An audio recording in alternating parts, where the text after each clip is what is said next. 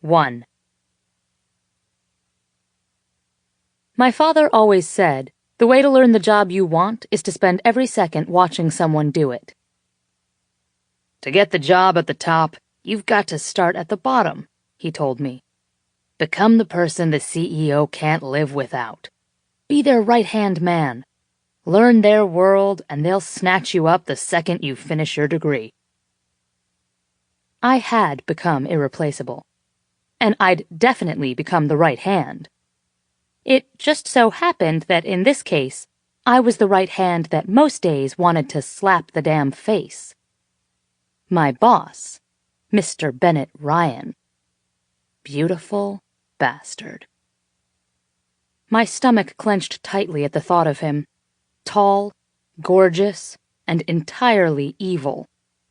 He was the most self-righteous, pompous prick I'd ever met. I'd hear all of the other women in the office gossip about his escapades and wonder if a nice face was all it took. But my father also said, "You realize early in life that beauty is only skin deep, and ugly goes straight to the bone." I'd had my fair share of unpleasant men in the past few years, dated a few in high school and college, but this one took the cake. Well, hello, Miss Mills. Mr. Ryan stood in the doorway to my office that served as an anteroom to his. His voice was laced with honey, but it was all wrong, like honey left to freeze and crack on ice. After spilling water on my phone, dropping my earrings into the garbage disposal, being rear-ended on the interstate, and having to wait for the cops to come and tell us what we both already knew, that it was the other guy's fault, the last thing I needed this morning was a grumpy Mr. Ryan. Too bad for me, he didn't come in any other flavor. I gave him my usual, "Good morning, Mr. Ryan," hoping he would give me his usual curt nod in return. But when I tried to slip past him, he murmured, "Indeed. Morning, Miss Mills? What time is it in your little world?" I stopped and met his cold stare. He was a good 8 inches taller than me, and before working for him, I'd never felt so small. I'd worked for Ryan Media Group for 6 years, but since his return to the family business 9 months ago, I'd taken to wearing heels I used to consider circus height, just so I could approach him near eye level. Even so, I still had to tilt my head to look up at him, and he clearly relished it, hazel eyes flashing. "I had a bit of a disaster morning. It won't happen again," I said, relieved that my voice came out steady. I had never been late, not once, but leave it to him to make a thing of it the first time it happened. I managed to slip past him, put my purse and coat in my closet, and power up my computer. I tried to act like he wasn't standing in the doorway watching every move I made. "Disaster morning is quite an apt description for what I've had to deal with in your absence. I spoke to Alex Schaefer personally to smooth over the fact that he didn't get the signed contracts when promised. 9 a.m. East Coast time. I had to call Madeline Beaumont personally to let her know we were, in fact, going to proceed with the proposal as written. In other words, I've done your job and mine this morning. Surely, even with a disaster morning, you can manage 8 a.m.? Some of us get up and start working before the brunch hour." I glanced up at him, antagonizing me, glaring, arms crossed across his broad chest, and all because I was an hour late. I blinked away, very deliberately not staring at the way his dark tailored suit stretched across his shoulders. I had made the mistake of visiting the hotel gym during a convention the first month we worked together and walked in to find him sweaty and shirtless next to the treadmill. He had a face that any male model would kill for, and the most incredible hair I've ever seen on a man. Freshly fucked hair. That's what the girls downstairs called it, and, according to them, it earned its title. The image of him wiping his chest with his shirt was forever burned into my brain. Of course, he'd had to ruin it by opening his mouth. "It's nice to see you finally taking an interest in your physical fitness, Miss Mills." Asshole. "I'm sorry, Mr. Ryan," I said with just a hint of bite. I understand the burden I placed on you by making you manage a fax machine and pick up a telephone. As I mentioned, it won't happen again. You're right, it won't, he replied, cocky smile firmly in place. If only he would keep his mouth shut, he'd be perfect. A piece of duct tape would do the trick. I had some in my desk that I'd occasionally pull out and fondle, hoping someday I could put it to good use. And just so you don't allow this incident to slip your memory, I'd like to see the full status tables for the Schaefer, Colton, and Beaumont projects on my desk by 5. And then you're going to make up the hour lost this morning by doing a mock board presentation of the Papadakis account for me in the conference room at 6. If you're going to manage this account, you're going to prove to me that you know what the hell you're doing. My eyes widened as I watched him turn away, slamming his office door behind him. He knew damn well that I was ahead of schedule with this project, which also served as my MBA thesis. I still had months to finish my slides once the contracts were signed, which they weren't. They hadn't even been fully drafted. Now, with everything else on my plate, he wanted me to put together a mock board presentation in... I looked at my watch. Great. 7.5 hours, if I skipped lunch. I opened the Papadakis file and got down to it. As everyone began filtering out for lunch, I remained glued to my desk with my coffee and a bag of trail mix I'd bought from the vending machine. Normally, I'd bring leftovers, or leave with the other interns to grab something, but time was not on my side today. I heard the outer office door open and looked up, smiling as Sarah Dillon walked in. Sarah was in the same MBA internship program at Ryan Media Group that I was, though she worked in accounting. "Ready for lunch?" she asked. "I'm going to have to skip it. This is the day from hell." I looked at her apologetically, and her smile turned into a smirk. Day from hell or boss from hell? She took a seat on the edge of my desk. I heard he was on a bit of a rampage this morning. I gave her a knowing look. Sarah didn't work for him, but she knew all about Bennett Ryan. As the youngest son of company founder Elliot Ryan, and with a notoriously short fuse, he was a living legend in the building. Even if there were 2 of me, I wouldn't be able to get this finished in time. "You sure you don't want me to bring you back something?" Her eyes moved in the direction of his office. "A hitman? Some holy water?" I laughed. "I'm good." Sarah smiled and left the office. I'd just finished off the last of my coffee when I bent down, noting a run in my stockings. "And on top of everything else," I began, hearing Sarah return, "I've already snagged these. Actually, if you're going somewhere there's chocolate, bring me back 50 pounds so I can eat my feelings later." I glanced up and saw that it wasn't Sarah standing there. My cheeks flushed red and I pulled my skirt back down.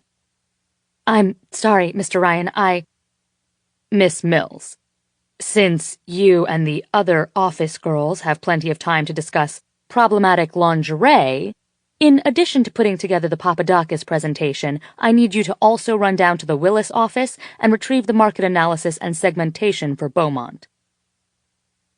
He straightened his tie, looking at his reflection in my window. "Do you think you can manage that?" Did he just call me an office girl? Sure, as part of my internship, I often did some basic assistant work for him, but he knew damn well I had worked for this company for years before receiving a J.T. Miller scholarship to Northwestern. I was 4 months away from getting my business degree. Getting my degree and getting the hell out from under you, I thought. I looked up to meet his blazing eyes. "I'll be happy to ask Sam if she—" "It wasn't a suggestion," he cut me off. "I'd like you to pick them up." He gazed at me for a moment with a clenched jaw before turning on his heel and storming back to his office, pulling the door closed roughly behind him. What the fuck was his problem? Was slamming doors like a teenager really necessary? I grabbed my blazer from the back of the chair and began making my way to our satellite office a few buildings down. When I returned, I knocked on his door, but there was no response. I tried the knob. Locked. He was probably having a late afternoon quickie with some trust fund princess while I ran around Chicago like an insane person. I shoved the manila folder through the mail slot, hoping the papers scattered everywhere and he'd have to get down and sort them himself. Would serve him right. I rather liked the image of him on his knees on the floor, gathering scattered documents. Then again, knowing him, he would call me into that sterile hellhole to clean it up while he watched. 4 hours later, I had the status updates complete, my slides mostly in order, and I was almost hysterically laughing with how awful this day was. I found myself plotting a very bloody and drawn-out murder of the kid at the copy shop. A simple job, that's all I had asked. Make some copies, find some things. Should have been a piece of cake. In and out. But no, it had taken 2 hours. I raced down the darkened hall of the now empty building, the presentation materials clutched haphazardly in my arms, and glanced at my watch. 6:20. Mr. Ryan was going to have my ass. I was 20 minutes late. As I experienced this morning, he hated late.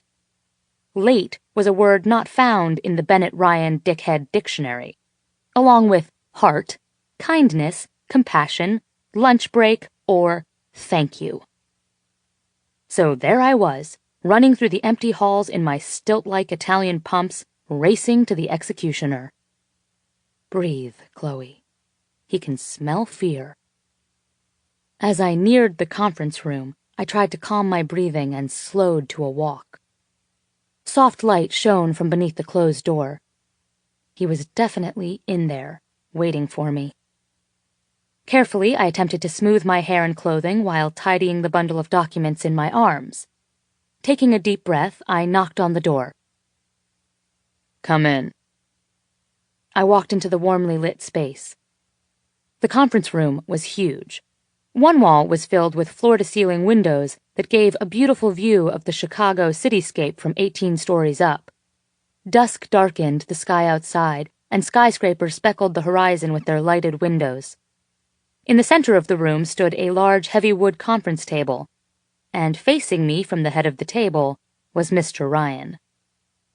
He sat there, suit jacket hanging on the chair behind him, tie loosened, crisp white shirt sleeves rolled up to his elbows, and chin resting on his steepled fingers. His eyes were boring into mine, but he said nothing. I apologize, Mr. Ryan, I said, my voice wavering with my still-labored breathing. The print job took... I stopped. Excuses wouldn't help my situation. And besides, I wasn't going to let him blame me for something I had no control over. He could kiss my ass. With my newfound bravery in place, I lifted my chin and walked over to where he sat. Without meeting his gaze, I sorted through my papers and placed a copy of the presentation on the table before us. Are you ready for me to begin? He didn't respond aloud, his eyes piercing my brave front. This would be a lot easier if he wasn't so gorgeous. Instead, he gestured toward the materials before him, urging me to continue. I cleared my throat and began my presentation. As I moved through the different aspects of the proposal, he stayed silent, staring directly at his copy. Why was he so calm? His temper tantrums I could handle, but the eerie silence? It was unnerving. I was leaning over the table, gesturing toward a set of graphs, when it happened. Their timeline for the first milestone is a little I stopped mid-sentence, my breath caught in my throat. His hand pressed gently into my lower back, before sliding down, settling on the curve of my ass. In the 9 months I had worked for him, he had never intentionally touched me. This was most definitely intentional. The heat from his hand burned through my skirt and into my skin. Every muscle in my body tensed, and it felt like my insides were liquefying. What the hell was he doing? My brain screamed at me to push his hand off, to tell him to never touch me again. But my body had other ideas. My nipples hardened, and I clenched my jaw in response. Traitor nipples. While my heart pounded in my chest, at least half a minute passed, and neither of us said anything as his hand moved down to my thigh, caressing. Our breathing and the muted noise of the city below were the only sounds in the still air of the conference room. "Turn around, Miss Mills." His quiet voice broke the silence, and I straightened my back, eyes facing forward. Slowly I turned, his hand skimming across me and sliding to my hip. I could feel the way his hand spread from his fingertips on my lower back all the way to where his thumb pressed against the soft skin just in front of my hip bone. I looked down to meet his eyes, which looked intently back at me. I could see his chest rising and falling, each breath deeper than the last. A muscle twitched in his sharp jaw as his thumb began to move, slowly sliding back and forth, his eyes never leaving mine. He was waiting for me to stop him. There had been plenty of time for me to shove him away, or simply turn and leave. But I had too many feelings to sort out before I could react. I had never felt this way, and I had never expected to feel this about him. I wanted to slap him, and then pull him up by his shirt and lick his neck. "What are you thinking?" he whispered, eyes somehow both mocking and anxious. "I'm still trying to figure that out." With those eyes still locked to mine, he began to slide his hand lower. His fingers ran down my thigh to the hem of my skirt. He moved it up so his fingertips traced the strap of my garter belt, the lace edge of one thigh-high stocking. A long finger slipped beneath the thin fabric and pulled it down slightly. I sucked in a sharp breath, feeling suddenly like I was melting from the outside in. How could I let my body react like this? I still wanted to slap him, but now, more than that, I wanted him to keep going. The heavy ache between my legs was building. He reached the edge of my panties and slipped his fingers under the fabric. I felt him slide against my skin and graze my clit before pushing his finger inside me, and I bit my lip, trying, unsuccessfully, to stifle my groan. When I looked down at him, beads of sweat were forming on his brow. "Fuck," he growled quietly. "You're wet." His eyes fell closed, and he seemed to be waging the same internal battle I was. I glanced down at his lap and could see him straining against the smooth fabric of his pants. Without opening his eyes, he withdrew his finger and fisted the thin lace of my panties in his hand. He was shaking as he looked up at me, fury clear in his expression. In one quick movement, he tore them off, the rip of the fabric echoing in the silence. He pulled my hips roughly, lifting me up onto the cold table and spreading my legs in front of him. I gave an involuntary groan as his fingers returned, sliding between my legs and pushing into me again. I despised this man in a singularly sharp way, but my body was betraying me. I craved more of what he was doing. Damn if he wasn't good at this. His weren't the gentle, loving touches I was accustomed to. Here was a man used to getting what he wanted, and it turned out that right now, what he wanted was me. My head fell to the side as I leaned back on my elbows, feeling my impending orgasm approaching fast. To my absolute horror, I actually whimpered, "Oh, please." He stopped moving, pulling his fingers back and holding them in a fist before him. I sat up, grabbing his silk tie and pulling his mouth roughly against mine. His lips felt as perfect as they looked, firm and smooth. I'd never been kissed by someone who clearly knew every single angle and dip and teasing move to make me almost completely lose my mind. I bit his lower lip as my hands made quick work down to the front of his pants, whipping his belt free of the loops. "You better be ready to finish what you started." He made a low, angry noise deep in his throat and took my blouse in his hands, ripping it open, the silver buttons skittering across the long conference table. He slid his hands up my ribs and over my breasts, thumbs slipping back and forth across my taut nipples, his dark stare fixated on my expression the entire time. His hands were big and rough almost to the point of pain, but instead of wincing or backing off, I pushed into his palms, wanting more and harder. He growled, fingers tightening. It occurred to me I might bruise, and for a sick moment I hoped I did. I wanted a way to remember this feeling of being completely sure of what my body wanted, entirely unleashed. He leaned close enough to bite my shoulder, whispering, "You fucking tease." Unable to get close enough, I quickened my pace on his zipper, shoving his pants and his boxers to the floor. I gave his cock a hard squeeze, feeling him pulse against my palm. The way he hissed my last name, Mills, should have sent a rush of fury through me. But I only felt one thing right now, pure, unadulterated lust. He forced my skirt up my thighs and pushed me back on the conference table. Before I could utter a single word, he took hold of my ankles, grabbed his cock, and took a step forward, thrusting deep inside me. I couldn't even be horrified by the loud moan I let out. He felt better than anything. "What's that?" he hissed through clenched teeth, his hips slapping against my thighs, driving him deep inside. "Never been fucked like this before, have you? You wouldn't be such a tease if you were being properly fucked." Who did he think he was? And why the hell did it turn me on so much that he was right? I had never had sex anywhere but on a bed, and it never felt like this. "I've had better," I taunted. He laughed, a quiet, mocking sound. "Look at me." "No." He pulled out just as I was about to come.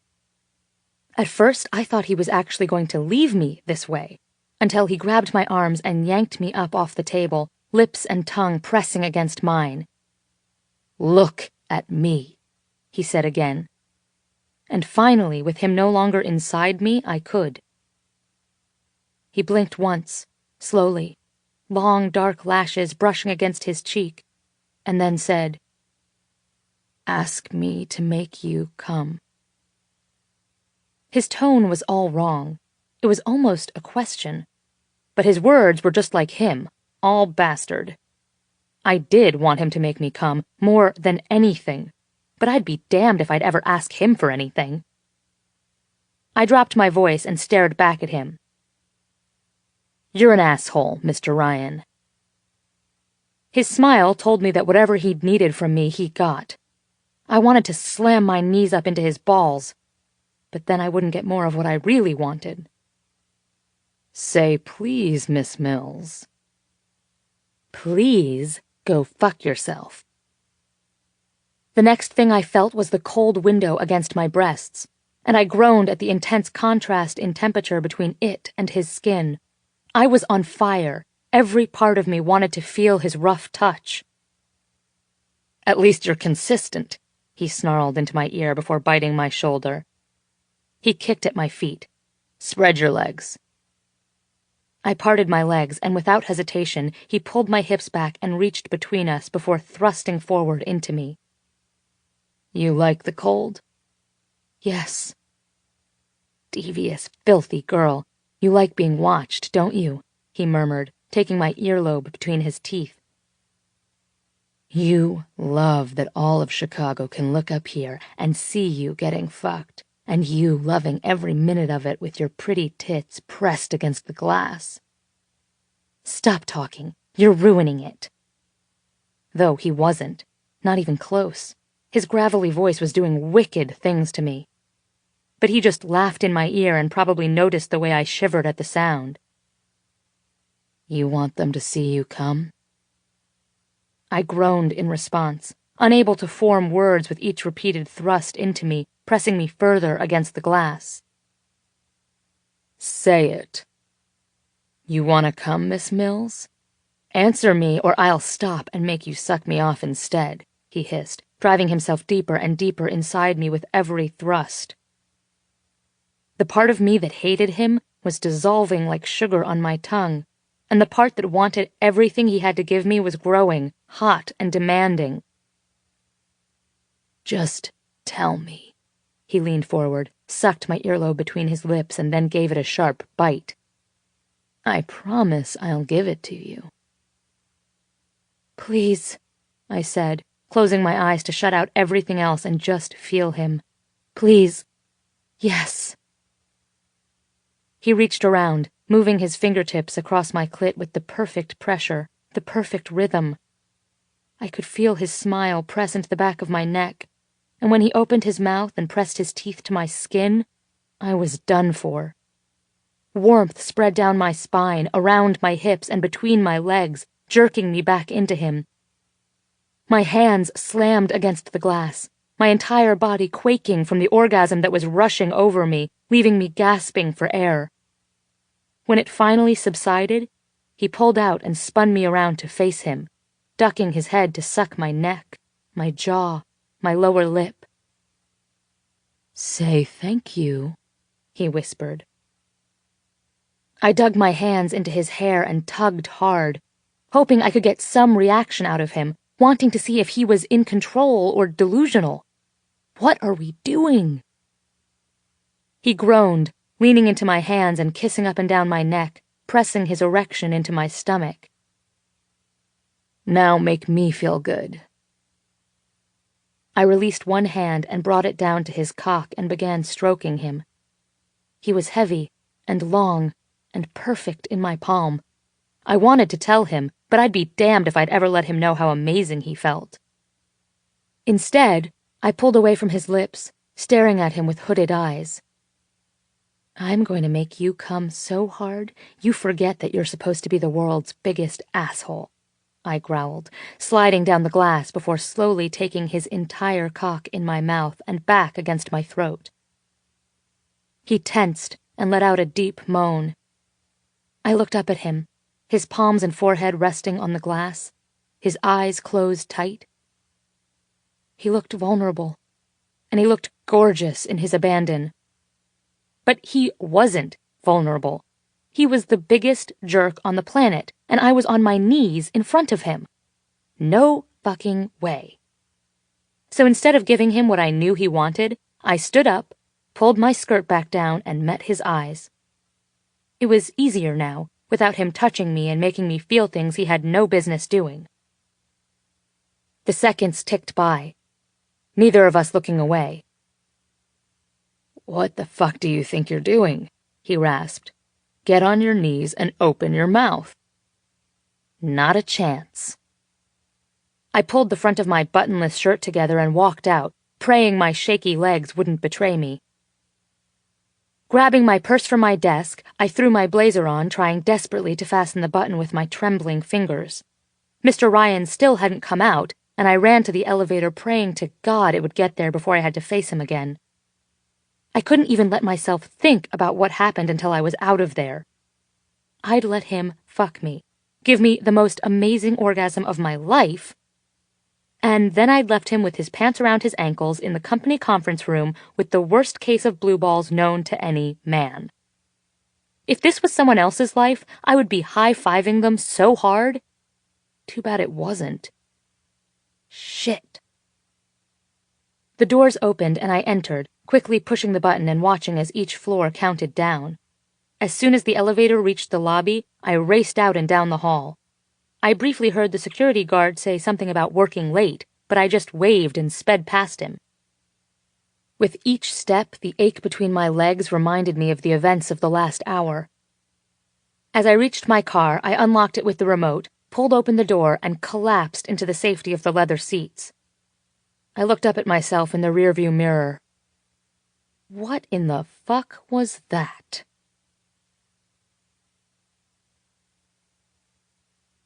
Two. Christ. I am so fucking screwed. I'd been staring at my ceiling since I woke up 30 minutes ago. Brain, a mess. Dick hard.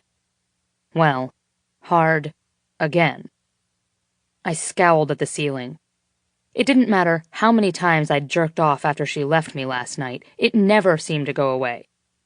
And though I didn't think it was possible, it was worse than the hundreds of other times I'd woken up this way. Because this time, I knew what I was missing. And she hadn't even let me come. 9 months. 9 fucking months of morning wood, jacking off, and endless fantasies about someone I didn't even want. Well, that wasn't completely true. I wanted her. I wanted her more than any woman I'd ever seen. The big problem was I also hated her. And she hated me too. I mean, she really hated me. In all my 31 years, I had never met someone who pushed my buttons like Miss Mills. Just her name made my dick twitch. Fucking traitor. I stared down at where I'd tented my sheets. This stupid appendage got me into this mess to begin with. I rubbed my hands across my face and sat up. Why couldn't I just keep it in my pants?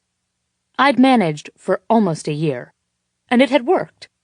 I kept my distance, bossed her around. Hell, even I'll admit I'd been a bastard. And then I just lost it. All it took was one moment, sitting in that quiet room, her smell all around me, and that fucking skirt, her ass in my face. I snapped. I was sure that if I just had her once, it would be disappointing and the wanting would be over. I'd finally have some peace. But here I was, in my bed, hard as if I hadn't come in weeks. I looked at the clock. And it had only been 4 hours. I took a quick shower, scrubbing myself roughly as if to remove any trace of her left from last night. This was going to stop. This had to stop. Bennett Ryan didn't act like some horny teenager, and I certainly did not fuck around in my office. The last thing I needed was a clingy woman ruining everything. I couldn't allow Miss Mills to have this control over me. Everything was so much better before I knew what I was missing. For as awful as that was, this was 1,000,000 times worse. I was making my way into my office when she walked in. The way she left last night, practically sprinting out the door, I figured one of 2 scenarios awaited me. Either she would be making eyes at me, thinking that last night meant something, that we meant something, or she'd have my ass. If word got out about what we'd done, not only could I lose my job, but I could lose everything I'd worked for. And yet, as much as I hated her, I couldn't see her doing something like that. If there was one thing I'd learned about her, it was that she was trustworthy and loyal. She might be a hateful shrew, but I didn't think she would throw me to the lions. She had worked for Ryan Media Group since college and was a valued part of the company for a reason. Now she was only months from obtaining her MBA and would have her pick of jobs when she was ready. No way would she jeopardize that. But I'll be damned if she didn't completely ignore me. She walked in wearing a knee-length trench coat. It shielded whatever was beneath, but did a fantastic job showing off those amazing legs. Oh shit. If she was wearing those shoes, there was a good chance. No, not that dress. Please, for the love of God, not that dress. I knew for a fact there was no way I had the willpower for that shit today. I glared at her as she hung her jacket in her closet and sat down at her desk. Well, fuck me running. That woman really was the biggest tease in the entire world. It was the white dress, with a neckline that dipped down to accentuate the soft, smooth skin of her neck and collarbone, and white fabric clinging perfectly to those gorgeous tits. The dress was the bane of my existence, my heaven and hell wrapped in one delicious package. The hem fell just below her knees, and it was the sexiest thing I had ever seen. It wasn't provocative in any way, but there was something about the cut and that goddamn virginal white that had me hard practically all day. And she always left her hair down when she wore it.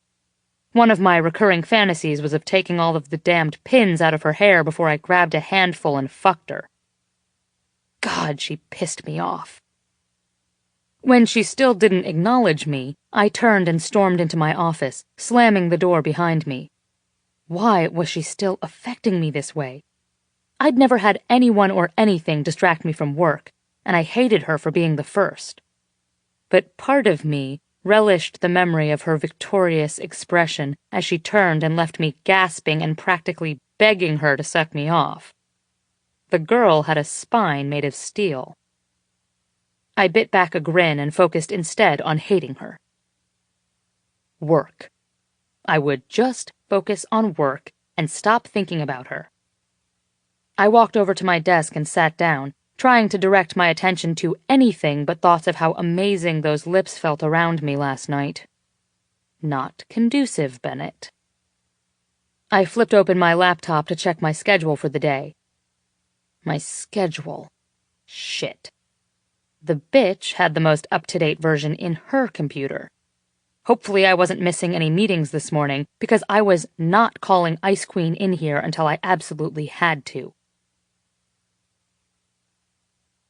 As I was going over a spreadsheet, a knock came at my door. "Come in," I called out. A white envelope was slammed down onto my desk. I looked up to see Miss Mills staring down at me with a defiantly crooked eyebrow. Without an explanation, she turned and walked out of my office. I glared at the envelope, panicked. Likely it was a formal letter detailing my conduct and indicating her intent to file a harassment suit. I expected letterhead and her scribbled signature at the bottom of the page. What I didn't expect was a sales receipt from an online clothing store, charged to the company credit card. I shot up out of the chair and raced out of my office after her. She was headed for the stairwell. Good. We were on the 18th floor, and nobody, besides maybe the two of us, ever used the stairs. I could scream at her all I wanted, and no one would be the wiser. The door closed with a heavy clang, and her heels echoed their way down the stairs just in front of me. "Miss Mills, where in the hell do you think you're going?" She continued walking without turning back to look at me. "We're out of coffee," she hissed. "So as your office girl, I'm going down to the cafe on 14 to retrieve some. Can't have you missing out on your caffeine fix." How could someone so hot be such a bitch? I caught up to her on the landing between floors and grabbed her arm, pushing her against the wall. Her eyes narrowed contemptuously at me, her teeth clenched in a hiss. I whipped the receipt up in front of her face as I glared back at her. "What is this?" She shook her head. "You know, for such a pompous know-it-all, you really are a stupid son of a bitch sometimes. What does it look like? It's a receipt." "I can see that," I growled through my teeth, crumpling the paper into my clenched fist. I pressed the sharp tip of it into the delicate skin just above her breast and felt my cock twitch when she gasped and her eyes dilated. "Why are you making clothing purchases on your company credit card?" "Some bastard tore my blouse." She shrugged her shoulders and then leaned her face closer to me and whispered, "And my panties." Well, fuck. I took a deep breath through my nose and threw the paper to the floor, leaning forward and pressing my lips against hers and digging my fingers into her hair, pinning her body against the wall. My dick throbbed against her abdomen as I felt her hand mirror my own and grip my hair, fisting it roughly. I pulled her dress up along her thighs and groaned into her mouth as my fingers once again found the lace edge of her thigh-highs. She did this to torment me. She had to. I felt her tongue run over my lips as my fingertips brushed the warm and wet material of her panties. I clenched my hold around the fabric and gave it a rough tug. "Make a note to order another pair, then," I hissed, and then pressed my tongue between her lips and into her mouth. She groaned deeply as I thrust 2 fingers inside of her, and if it was possible, she was even wetter than she'd been last night. Seriously fucked up situation we have going on here. She broke away from my lips with a gasp as I fucked her hard with my fingers, my thumb rubbing vigorous circles on her clit. "Get your cock out," she said. "I need to feel you in me. Now." I narrowed my eyes at her, trying to hide the effect her words had on me. "Say please, Miss Mills." "Now," she said more urgently. "Bossy much?" She gave me a look that would shrivel the dick off a lesser man, and I laughed in spite of myself. Mills could hold her own. Good thing I'm feeling generous. I made quick work of my belt and pants before lifting her up and thrusting hard inside her. Christ, she felt amazing. Better than anything. It helped explain why I couldn't get her out of my head, and a small voice told me I might never get enough of this. "Damn," I mumbled. She gasped, and I felt her clench around me, her breath ragged. She bit into the shoulder of my jacket and wrapped her leg around me as I began moving into her hard and fast against the wall. Any moment, someone could enter the stairwell and catch me fucking her, and I couldn't care less. I needed to get her out of my system. She lifted her head from my shoulder and bit her way up my neck before taking my bottom lip between her teeth. "Close," she growled and tightened her leg around me to pull me deeper. "I'm close." Perfect. I buried my face in her neck and hair to muffle the groan as I came, hard and suddenly inside her, squeezing her ass in my hands. Pulling out before she could rub herself against me any more, I put her down on unsteady legs. She gaped at me, her look thunderous. The stairwell filled with a leaden silence. "Really?" she said, exhaling loudly. Her head fell back against the wall with a dull thud. "Thanks. That was fantastic." I found my pants down around my knees. "You're an asshole." "You've mentioned this," I murmured, looking down as I pulled up my zipper. When I looked back up, she had straightened her dress, but she still looked beautifully disheveled, and part of me ached to reach forward and slide my hand against her, to make her come. But a larger part of me relished the angry dissatisfaction in her eyes. What goes around comes around, so to speak. "It's too bad you're such a horrible lay," she replied calmly. She turned to continue down the stairs, but stopped abruptly, spinning back to meet my eye. "And it's a good thing I'm on the pill. Thanks for asking, asshole." I watched her disappear out of sight down the stairs and growled as I walked back to my office. I landed in my chair with a loud huff, raking my hands through my hair before removing her destroyed panties from my pocket. I stared at the white silk fabric between my fingers for a moment, then opened my desk drawer and dropped them in to join the pair from last night.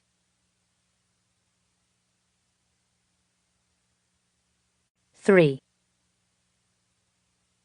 How the hell I made it down those stairs without killing myself is beyond me. I ran out of there like I was on fire, leaving Mr. Ryan alone in the stairwell, slack-jawed, clothes askew, and hair standing on end like he'd been molested.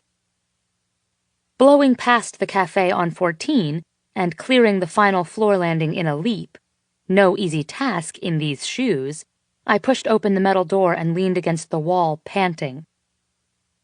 What just happened? Did I just fuck my boss on the stairs? I gasped and my hands flew over my mouth. Did I order him to?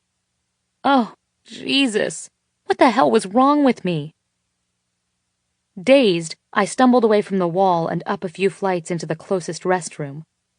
I did a quick check under all the stalls to make sure they were empty and then turned the lock on the main door.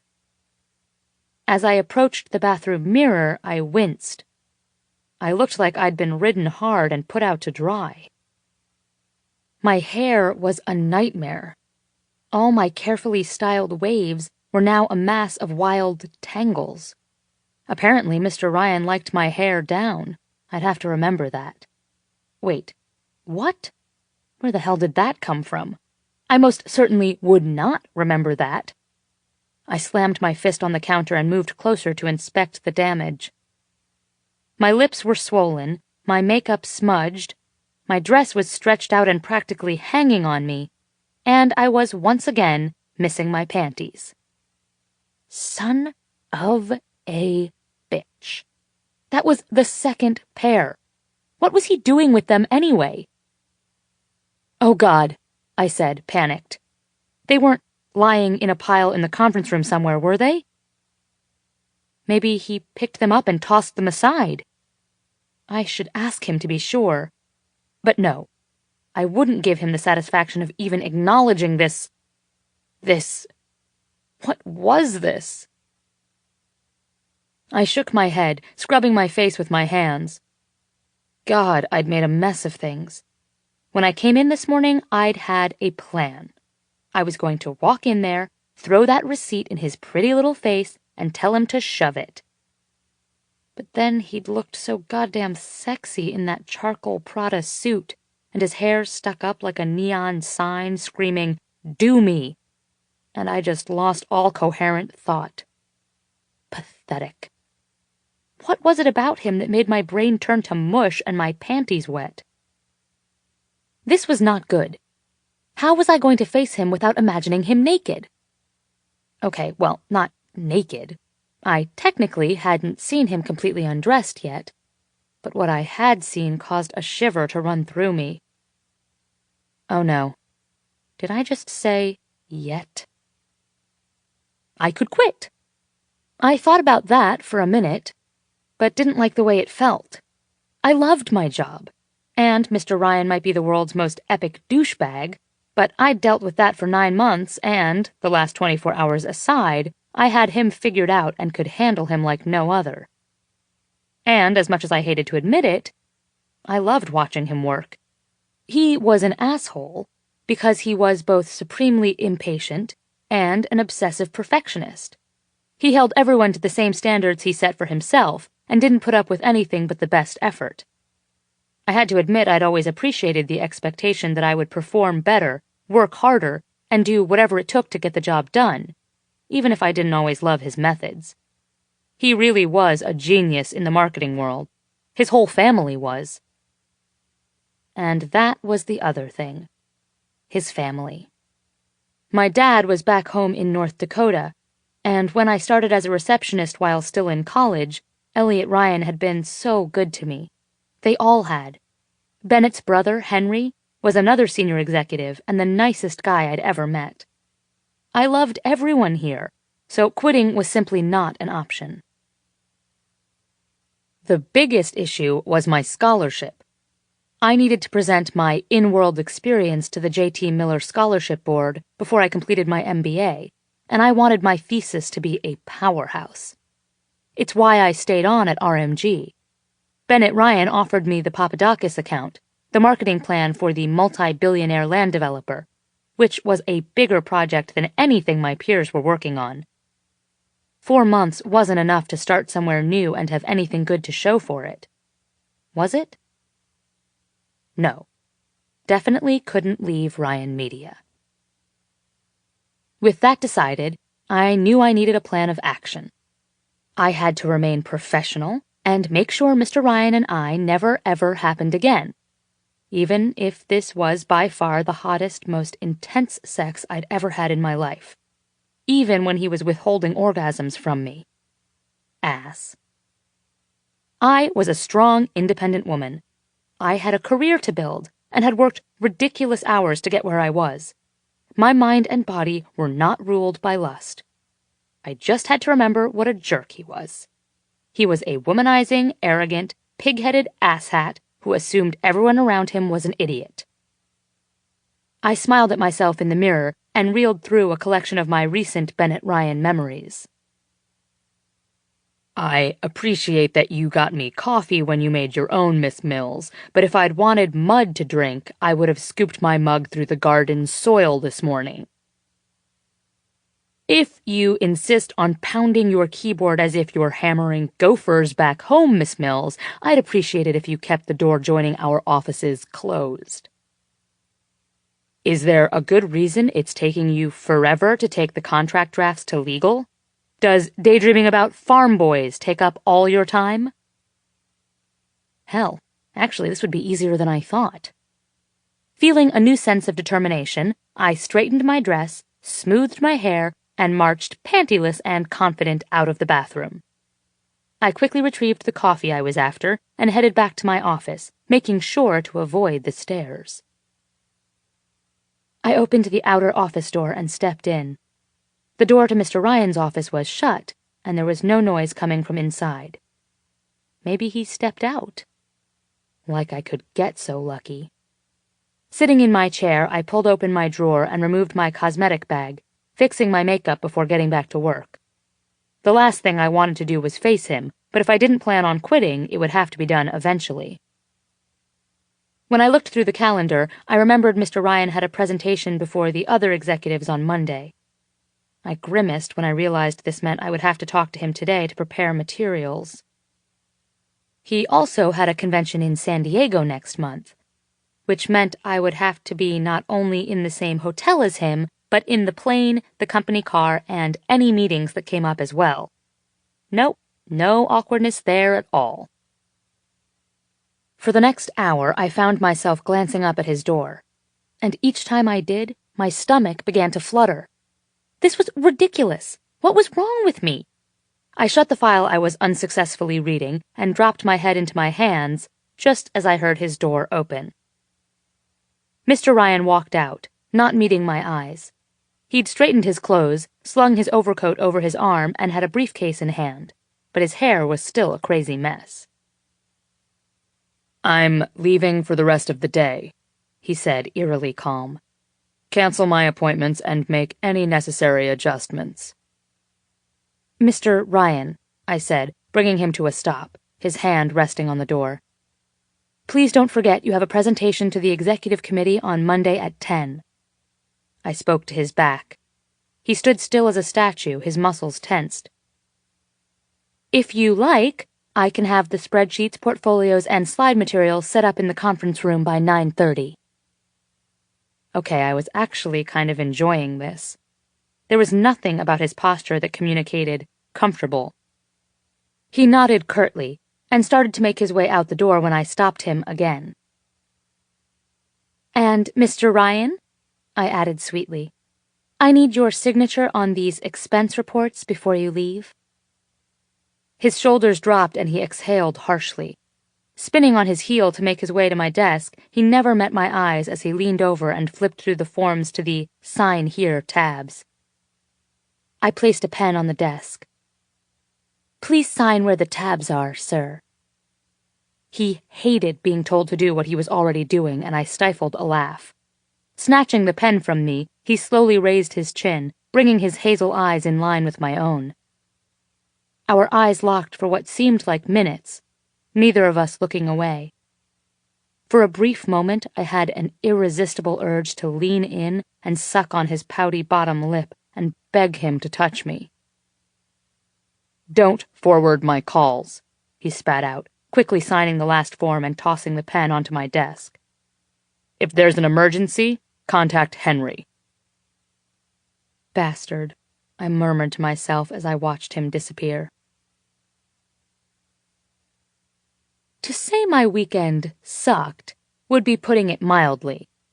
I hardly ate, I hardly slept, and what little sleep I did get was interrupted by fantasies of my boss naked above me, beneath me, behind me. I almost wished for the return of classes just so I had something to distract me. Saturday morning, I awoke frustrated and crabby, but managed to somehow get myself together and take care of housework and grocery shopping. Sunday morning, however, I was not so lucky. I woke with a start, panting and trembling, my body sweaty and twisted in a mass of cotton sheets. The dream I had was so intense it had actually brought me to orgasm. Mr. Ryan and I had been on the conference table again, but this time we were both completely naked. He was on his back and I straddled him, my body sliding back and forth, up and down his cock. He touched me everywhere, along the sides of my face, down my neck, across my breasts to my hips where he guided my movements. I fell to pieces when our eyes met.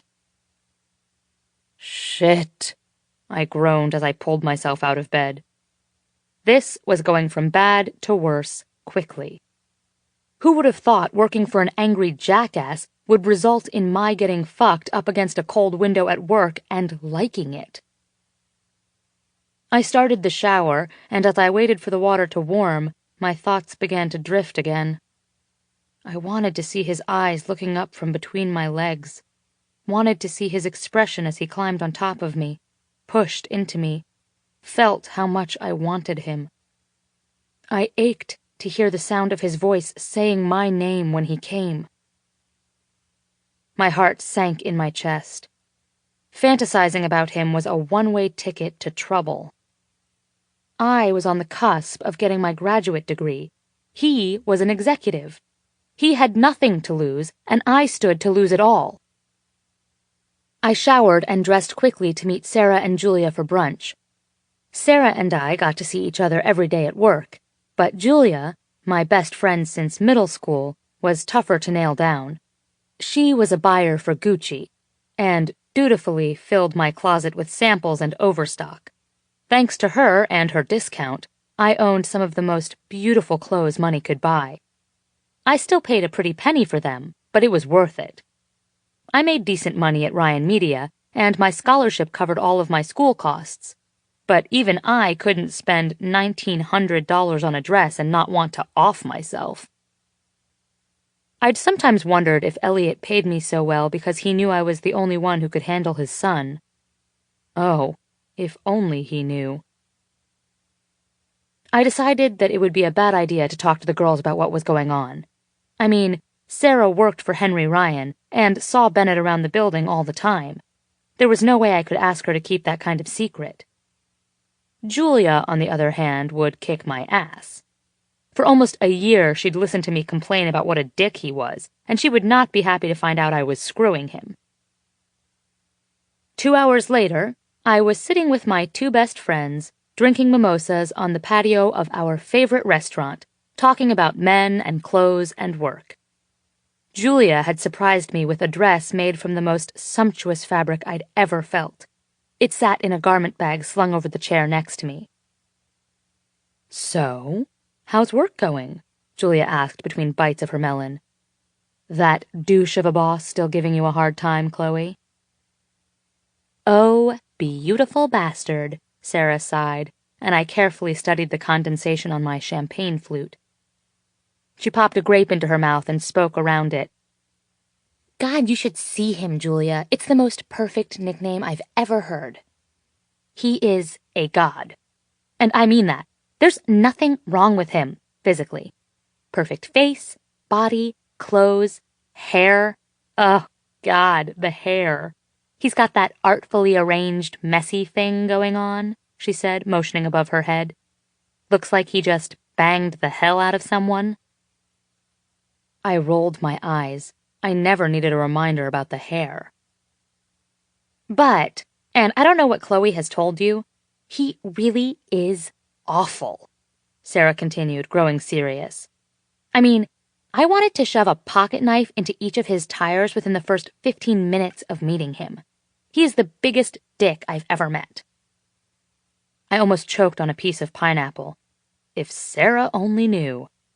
Truly, the man was blessed in the man parts department. It was unfair. Why is he such a jerk? "Who knows?" Sarah said, and then blinked away as if she was really considering whether he had a good excuse. "Maybe he had a hard childhood?"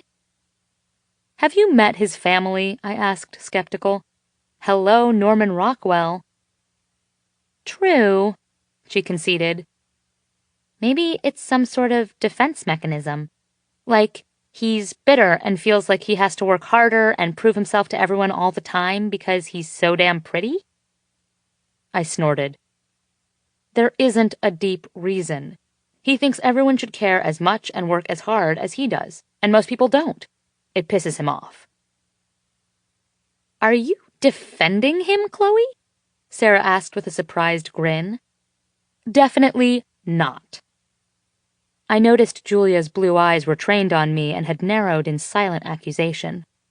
I'd done my share of complaining about my boss in the past several months, but maybe I'd never mentioned that he was gorgeous? Chloe, have you been holding out on me? Is your boss a hot piece? She asked. He is gorgeous, but his personality makes it pretty hard to appreciate. I tried to be as nonchalant as I could. Julia had a way of reading every thought I had. Well, she said, shrugging her shoulders and taking a long sip of her drink, maybe he's pissed off because he's got a tiny dick. I tipped back my champagne flute as my two friends howled in fits of laughter. Monday morning, I was a bundle of nerves as I made my way into the building. I'd made my decision. I wasn't going to sacrifice my job because of our lack of judgment. I wanted to finish this position with a stellar presentation for the scholarship board, and then leave and start my career. No more sex, no more fantasizing. I could easily work, business only, with Mr. Ryan for another few months. Feeling the need for a boost of confidence, I wore the new dress Julia had given me. It hugged my curves without looking too provocative. But my secret confidence weapon was my underwear. I'd always had a thing for expensive lingerie, and early on had learned where to hunt for the best sales. Wearing something sexy under my clothes was empowering, and the pair I had on would most certainly do the trick.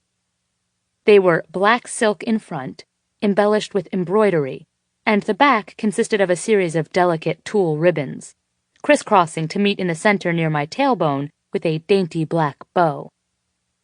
With each step, the fabric of my dress caressed my bare skin. I could take whatever Mr. Ryan had to say today, and I could dish it right back to him. I'd arrived early to have time to prepare for the presentation. It wasn't strictly my job, but Mr. Ryan refused to have a dedicated assistant, and when left to his own devices, he was a disaster at making meetings pleasant. No coffee, no pastries, just a room full of people, pristine slides and handouts, and, as always, endless work.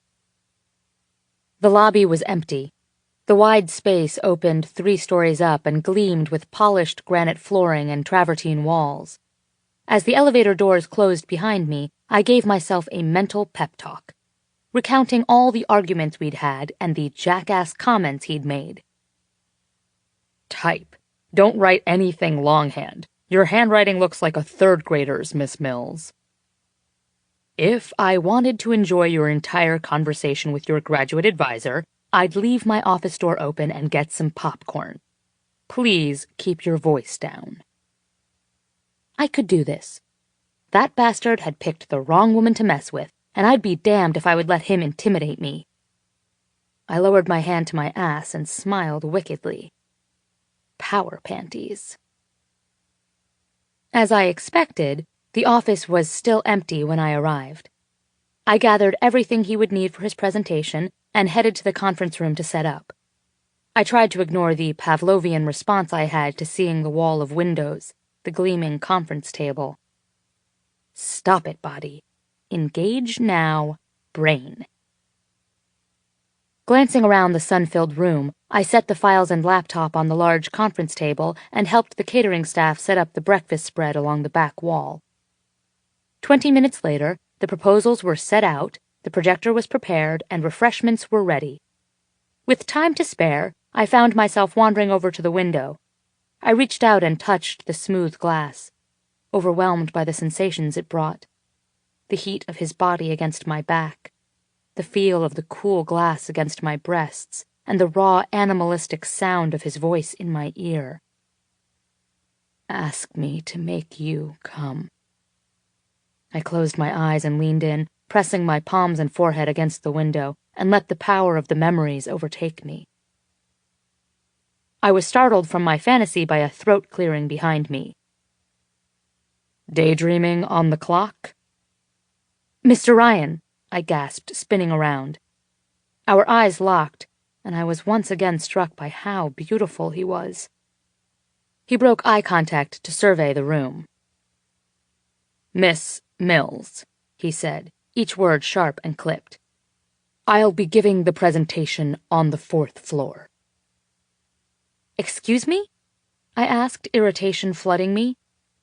"Why? We always use this room. And why did you wait until the last minute to tell me?" "Because," he growled, leaning on his fists on the table, "I am the boss. I make the rules and I decide when and where things happen. Maybe if you weren't intent on staring out windows, you would have taken the time this morning to come confirm the details with me."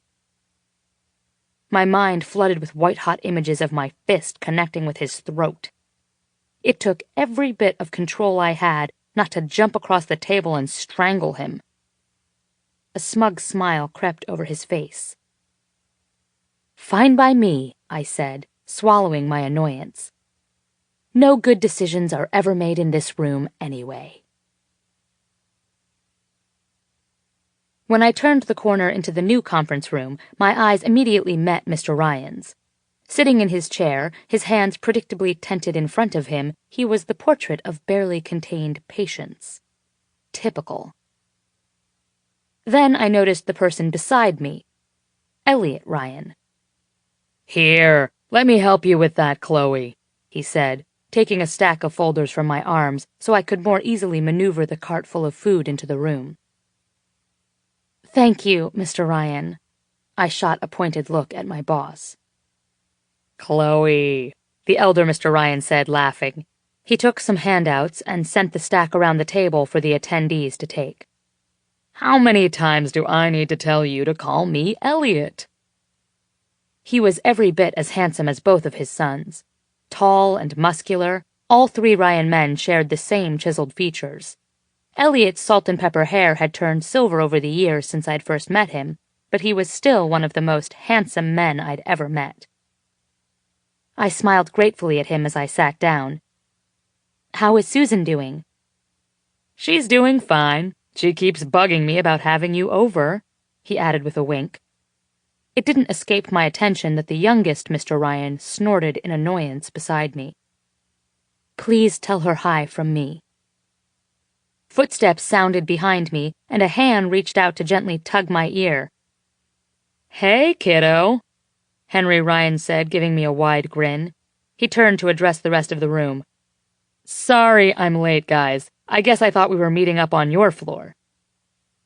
I chanced a smug look out of the corner of my eye, meeting my boss's gaze.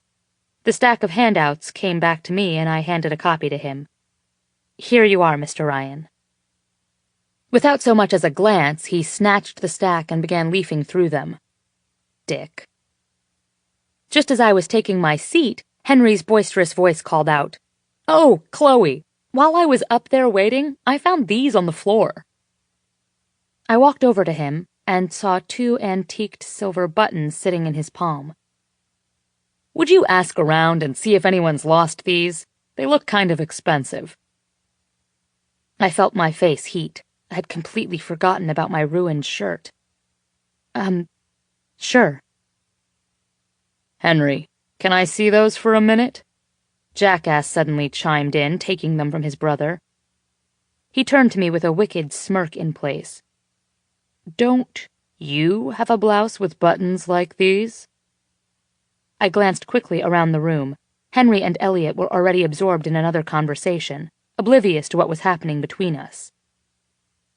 "No," I said, trying to sound as disinterested as possible. "I don't." "Are you sure?" Taking my hand, he ran a finger from the inside of my arm to my palm before dropping the buttons and closing my hand around them. My breath caught in my throat, and my heart pounded fiercely against my chest. I jerked my hand back as if I'd been burned. "I'm sure." "I could have sworn the blouse you wore the other day had little silver buttons. The pink one? I remember because I noticed one of them was loose when you came looking for me upstairs." If possible, I felt my face heat further. What was he playing at? Was he trying to insinuate that I had orchestrated a way to get him alone in the conference room? Leaning in closely, his breath hot on my ear, he whispered, "You really should try to be more careful." I attempted to maintain my calm as I lowered my hand from his. "You bastard," I replied through gritted teeth before he pulled away, looking taken aback. How could he look surprised, as if I'd been the one to break the rules? It was one thing to be a dick to me, but to jeopardize my reputation in front of other executives? He was going to get an earful later. Throughout the meeting, we cast glances at each other, mine fueled with anger, and his with increasing uncertainty. I looked down at the spreadsheets in front of me as much as possible to avoid looking at him. As soon as it was all over, I gathered my things and got the hell out of there. But as expected, he was hot on my tail all the way to the elevator until we were both seething silently in the back, on our way up to the office. Why wouldn't this thing hurry up? And why did someone on every floor decide they needed to use it now? People all around us were talking on phones, shuffling files, discussing lunch plans. The noise grew to a heavy buzz, nearly drowning out the verbal ass-kicking I was giving Mr. Ryan in my head. By the time we reached the 11th floor, the elevator was almost at capacity. When the door opened and 3 more people decided to squeeze in, I was pushed farther into him, my back against his chest and my ass against his... Oh. I felt the rest of his body stiffen subtly and heard him take a sharp breath. Instead of pressing into him, I stepped as far away as I could. He reached forward and gripped my hip, pulling me back again. "I liked that ass against me," he murmured, low and warm into my ear. "Where do you—" "I'm 2 seconds away from castrating you with my heel." He leaned even closer. "Why are you suddenly more pissy than usual?" I turned my head and said in barely a whisper, "It would be just like you to make me look like a career-climbing whore in front of your father." He dropped his hand, slack-jawed. "No. Blink, blink." "What?" Confused, Mr. Ryan was surprisingly hot. "Bastard. I was just playing around." "What if they'd heard you?" "They didn't." "They could have." He genuinely looked like the thought had never occurred to him, and it probably hadn't. It was easy for him to play games from his perch at the top. He was the workaholic executive. I was the girl halfway up the ladder. The person on our left glanced over, and we both stood straight, looked forward. I elbowed him sharply in the side, and he pinched my ass hard enough to make me gasp. "I won't apologize," he said under his breath. "Of course you won't, dick." He pressed into me again, and I felt the length of him grow even harder, the traitor warmth spreading between my legs. We reached the 15th floor, and a few more people filed out. I reached behind me, slid my hand between us, and palmed him. He exhaled a warm puff against my neck, whispering, "Fuck yes." And then I squeezed. "Fuck, sorry," he hissed into my ear. I let go, dropping my hand and grinning to myself. "Christ, I was just playing around with you." The 16th floor. The rest of the crowd exited in a single rush, apparently headed to the same meeting. As soon as the doors closed and the elevator began to move, I heard a growl from behind me and caught a quick, sudden movement as Mr. Ryan slammed his hand against the stop button on the control panel. His eyes turned on me, and they were darker than I had ever seen them. In one fluid motion, he pinned me against the wall of the elevator with his body. He pulled away just long enough to give me an angry glare and mutter, "Don't move." And even though I wanted to tell him to fuck off, my body begged me to do whatever he said. Reaching over to my discarded files, he plucked a sticky note off the top and placed it over the camera lens set into the ceiling. His face was only a couple of inches from mine, his breath coming out in sharp bursts against my cheek. I would never imply you're trying to fuck your way to the top, he exhaled, bending into my neck. You're thinking too much. I pulled back as much as I could, gaping at him. You're not thinking enough. This is my career we're talking about. You have all of the power here. You have nothing to lose. I have the power? You're the one who pressed into my dick in the elevator. You're the one doing this to me. I felt my expression soften. I wasn't used to seeing him be vulnerable with me, even a little. Then don't blindside me. After a long pause, he nodded. The sound of the building all around us filled the elevator as we continued to stare at each other. The ache for contact began to build, first in my navel and spreading lower between my legs. He bent forward, licking my jaw before covering my lips with his, and an involuntary groan rumbled in my throat as his hardened cock pressed against my stomach. My body began acting on instinct, and my leg wrapped around his, pressing me closer against his arousal, my hands finding their way to his hair. He pulled back just long enough for his fingers to flick at the clasp at my waist. My dress drifted apart in front of him. Such an angry kitty, he whispered, placing his hands on my shoulders. He looked into my eyes and slid the fabric to the floor. Goosebumps spread along my skin as he took my hands, turned me around, and pressed my palms against the wall.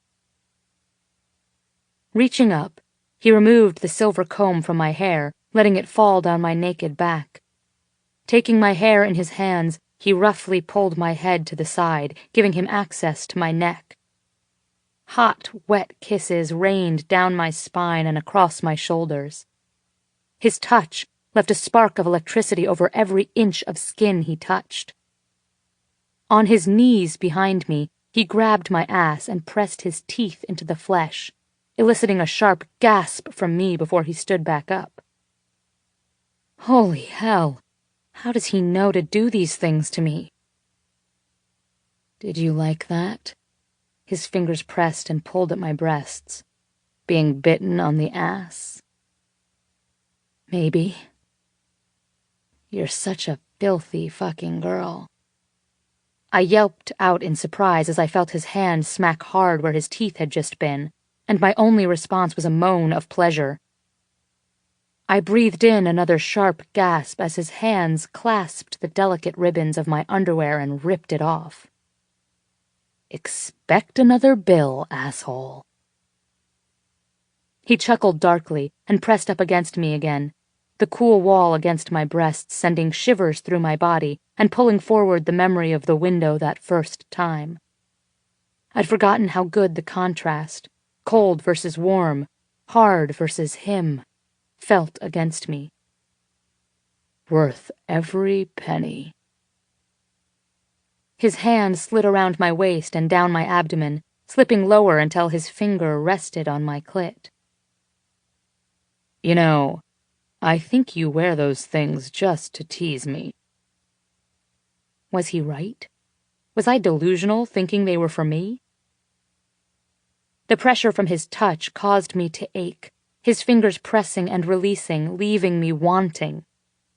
Moving lower, he stopped right at my entrance. You're so wet. God, he must have been thinking about this all morning. Fuck you, I groaned, gasping as his finger finally pushed inside, pressing me back into him. Say it. Say it, and I'll give you what you want. A second finger joined the first, and the sensation caused me to cry out. I shook my head, but my body betrayed me again. He sounded so needy. His words were teasing and controlling, but it felt like he was begging, too. I closed my eyes, trying to clear my thoughts, but everything was just too much. The feel of his clothed body against my naked skin, the sound of his rough voice, and the feeling of his long fingers plunging in and out of me had me teetering on the edge.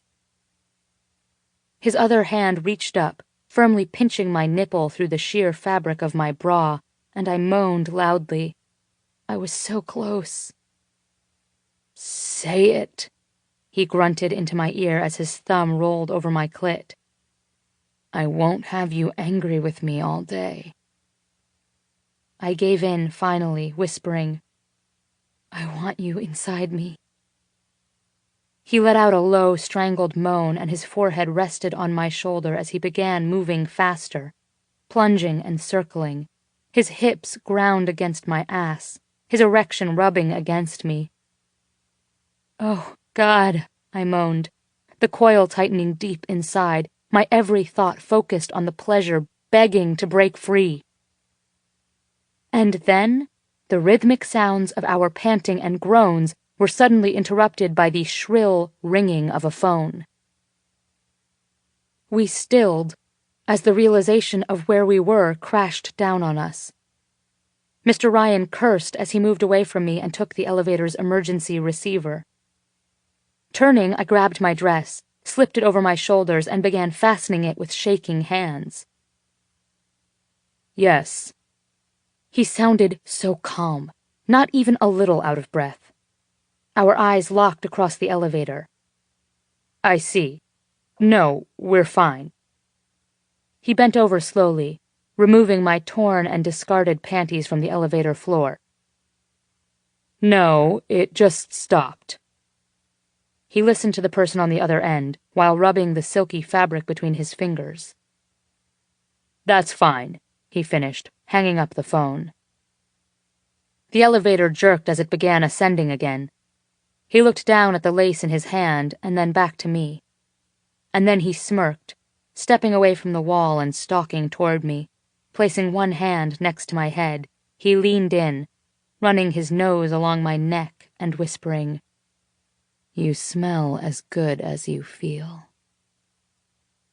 A small gasp escaped me.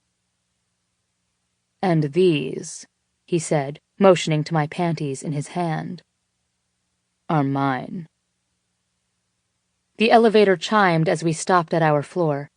The doors opened, and without a single glance back in my direction, he slipped the delicate fabric into the pocket of his suit jacket and strode out.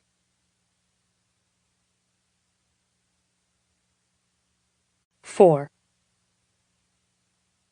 Panic. The emotion gripping me as I all but sprinted to my office could only be described as pure panic.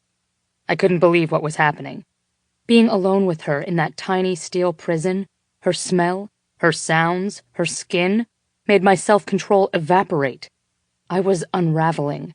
This woman had a hold on me unlike anything I'd ever experienced. Finally, in the relative safety of my office, I collapsed on the leather sofa. Leaning forward, I gripped my hair tightly, willing myself to calm and my erection to subside. Things were going from bad to worse.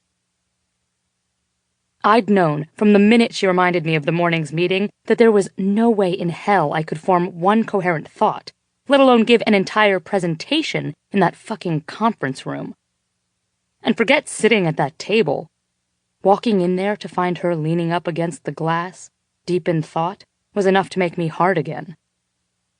I'd made up some bullshit story about the meeting being moved to a different floor, and, of course, she called me on it. Why did she always have to antagonize me? I made a point of reminding her of who was in charge. But, as with every other argument we've ever had, she threw it right back in my face. I jumped slightly at a loud thud in the outside office, followed by another one, and yet another. What the hell was going on out there? I stood and made my way to the door, opening it to find Miss Mills slamming down her folders in different piles. I folded my arms and leaned against the wall, watching her for a moment. The sight of her so angry was not diminishing the problem in my trousers in the slightest. "Would you mind telling me what your problem is?" She looked up at me as if I'd sprouted an extra head. "Are you out of your mind?" "Not even a little." "Pardon me if I feel a touch edgy," she hissed, grabbing a stack of folders and roughly shoving them into a drawer. "I'm not exactly thrilled with the—" "Bennett," my dad said, walking briskly into my office. "Great job in there. Henry and I just spoke with Dorothy and Troy, and they were—" He stopped and stared at where Miss Mills stood, white-knuckling the edge of her desk. "Chloe, dear, are you okay?" She straightened and stretched her fingers, nodding. Her face was beautifully flushed, her hair a little wild. From me. I swallowed and turned to look out the window. "You don't look well," Dad said, walking to her and putting his hand on her forehead. "You're hot." I clenched my jaw as I watched their reflection in the glass, a strange feeling clawing its way up my spine. Where is this coming from? "Actually," she said, "I do feel a little off." "Well, you should head home. With your work schedule and having just finished the semester at school, no doubt you're—" "We have a full calendar today, I'm afraid," I said, turning to face them. "I was expecting to finish Beaumont, Miss Mills," I growled through clenched teeth. My father turned his steely gaze on me. "I'm sure you can handle whatever needs to be done, Bennett." He turned back to her. "You go on ahead." "Thank you, Elliot." She looked at me, arching a perfectly sculpted brow. "See you tomorrow morning, Mr. Ryan." I watched her walk out, and my father closed the door behind her, turning to look at me with fire in his eyes. "What?" I asked. "It wouldn't kill you to be a little nicer, Bennett." He moved forward and sat on the corner of her desk. "You're lucky to have her, you know." I rolled my eyes and shook my head. "If her personality were as appealing as her PowerPoint skills, we wouldn't have a problem." He cut me off with a glare. "Your mother called and told me to remind you about dinner tonight at the house. Henry and Mina are coming over with the baby." "I'll be there." He made his way over to the door, stopping to look back at me. "Don't be late." "I won't, Christ!" He knew as well as anyone that I don't show up late for anything, even something as simple as a family dinner. Henry, on the other hand, would be late to his own funeral. Finally alone, I stepped back into my office and collapsed into my chair. Okay, so maybe I was a little on edge. I reached into my pocket and pulled out what remained of her underwear, ready to discard them into my drawer with the others, when I noticed the tag. Agent Provocateur. She dropped a pretty penny on these. And it sparked my curiosity. I opened the drawer to examine the other two pair. La Perla. Damn, this woman was serious about her underwear. Maybe I should stop into the La Perla store downtown sometime and at least see how much my little collection was costing her. I ran my free hand through my hair and tossed them all back in the drawer, slamming it shut. I was officially out of my mind. As hard as I tried, I couldn't focus on a damn thing all day. Even after a vigorous lunchtime run, I still couldn't get my mind past the morning's events. By 3, I knew I had to get out of there. I reached the elevator and groaned slightly, opting for the stairs and then realizing that was an even worse mistake. I sprinted down 18 flights. Pulling up to my parents' home later that evening, I felt some of my tension slip away. As I walked into the kitchen, I was immediately engulfed by the familiar smell of Mom's cooking and my parents' happy chatter coming from the dining room. "Bennett?" my mom sang as I stepped into the room. I bent down and kissed her cheek, allowing her a brief moment to try and fix my unruly hair. Finally, swatting her hands away, I grabbed a large bowl from her and placed it on the table, snatching a carrot as commission. "Where's Henry?" I asked, looking out toward the living room. "They're not here yet," answered my dad as he walked in. Henry was bad enough, but throw in his wife and daughter, and they were lucky to even make it out of the house at all. I walked to the bar outside to make my mother a dry martini. 20 minutes later, the sounds of chaos came from the foyer, and I stepped in to meet them. A small, unstable body with a toothy grin hurled itself at my knees. "Benny!" the little girl squealed. I snatched Sophia up and smothered her cheeks with kisses. "God, you're pathetic," Henry groaned as he walked past me. "As if you're any better." "You should both shut up if anyone wants my opinion," Mina added, following her husband into the dining room. Sophia was the first grandchild and the princess of the family. As usual, she preferred to sit on my lap during dinner, and I tried to eat around her, doing my best to avoid her help.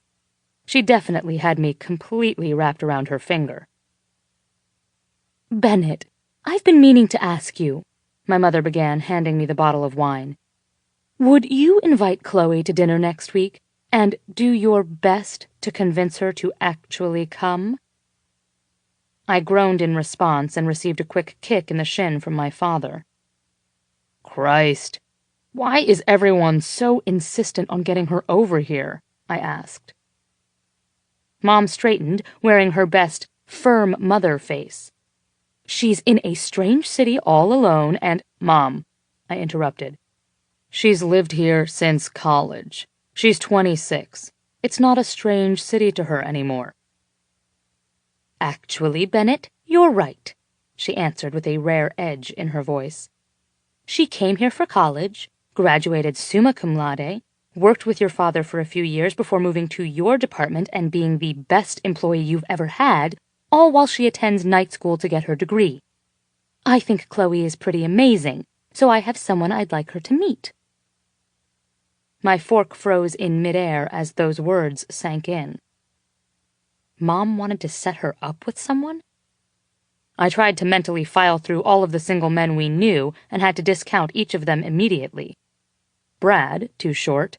Damien, fucks anything that moves. Kyle, gay. Scott, dumb. Well, this was odd. I felt something constrict in my chest, but I wasn't sure what it was. If I had to put a name on it, I'd call it anger? Why would I be angry that my mom wanted to set her up? Probably because you're sleeping with her, dumbass. Well, not really sleeping with her so much as fucking her. Okay, fucked her. Twice. Fucking her would imply an intent to continue. Oh, also I felt her up in an elevator and was hoarding her shredded panties in my desk drawer. Creeper. I pressed my hands to my face. Fine, I'll talk to her. But don't get your hopes up. She's about as charm-free as they come, so that's a hard deal to close. You know, Ben, my brother chimed in, I think everyone here would agree that you are literally the only one who has a hard time getting along with her. I looked around the table, frowning at the heads bobbing up and down, agreeing with my idiot brother. The rest of the night consisted of more talk about how I needed to try and be nicer to Miss Mills, and about how great they all thought she was, and about how much she would like my mom's best friend's son, Joel. I had completely forgotten about Joel. He was nice enough, I guess. Except he'd played Barbies with his little sister until he was 14 and cried like a baby when he took a baseball to the shin in 10th grade. Mills would eat him alive. I laughed to myself at the thought. We also talked about the meetings we had lined up for this week. A big one was planned for Thursday afternoon, and I would be accompanying my father and brother. I knew that Miss Mills already had everything all planned and ready to go.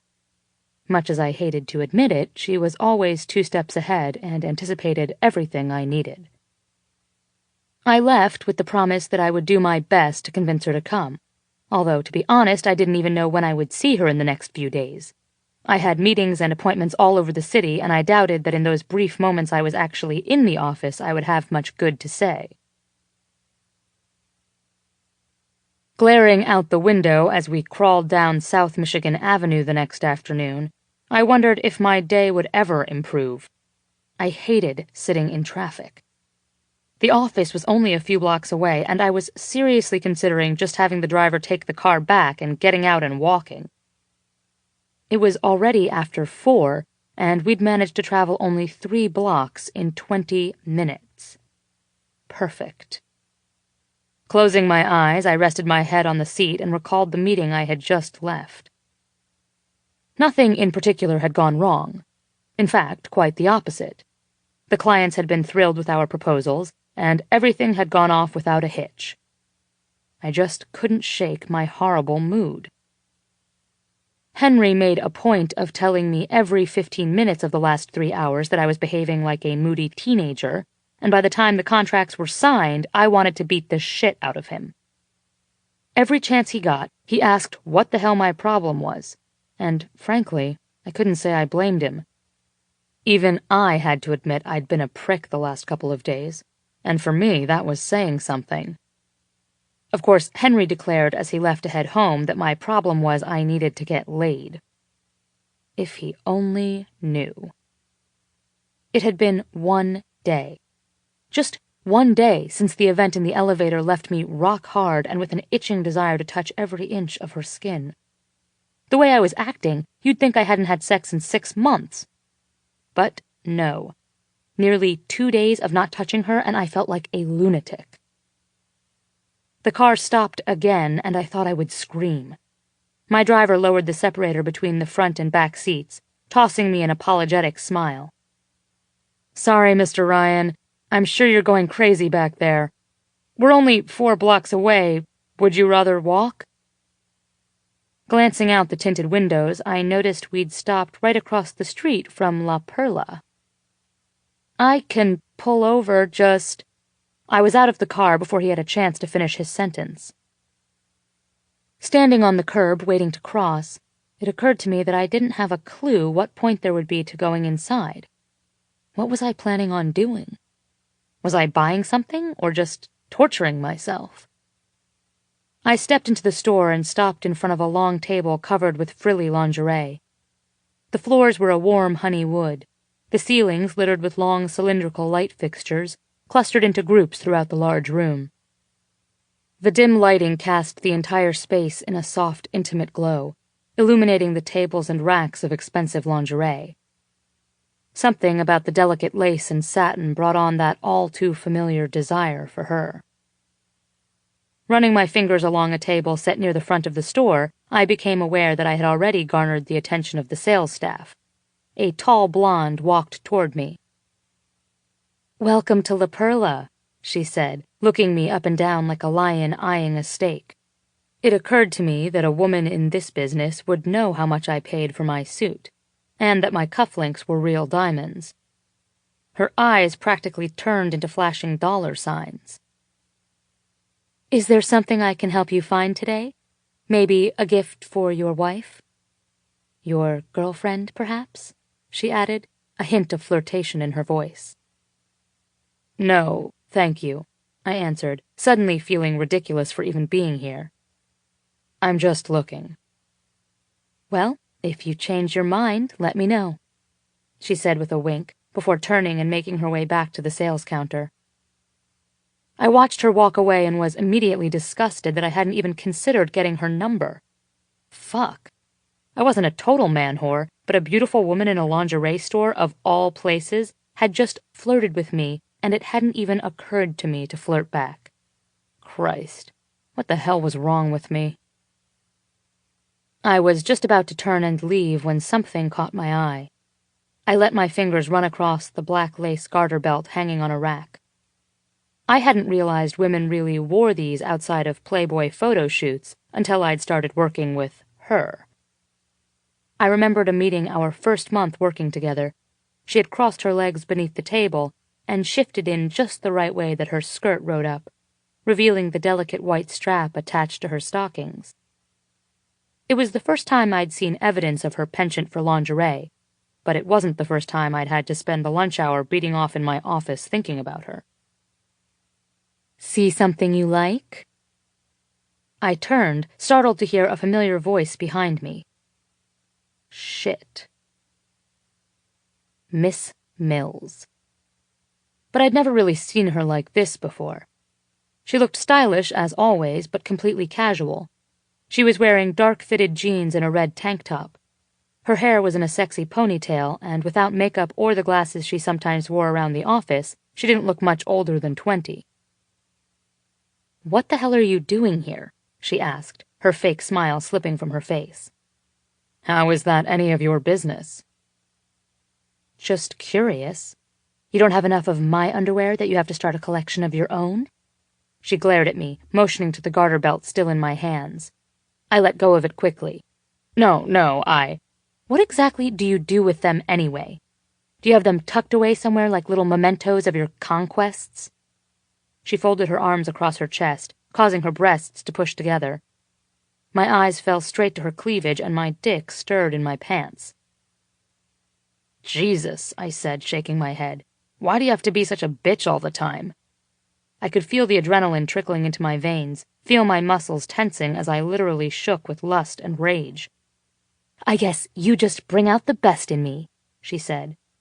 She was leaning forward, her chest nearly touching mine. Looking around, I noticed we were drawing attention from the other people in the store. "Look," I said, trying to compose myself. "How about you calm down and lower your voice?" I knew I had to get out of here soon, before something happened. For some sick reason, fighting with this woman always ended with her panties in my pocket. "What are you doing here anyway? Why aren't you at work?" She rolled her eyes. "I've been working for you for almost a year, so you'd think you'd remember that I check in with my advisor every other week. I just finished and wanted to do some shopping. Maybe you need to put an ankle bracelet on me so you can creepily stalk me full time. Though, hey, you managed to find me here without one." I glared at her, struggling to find something to say.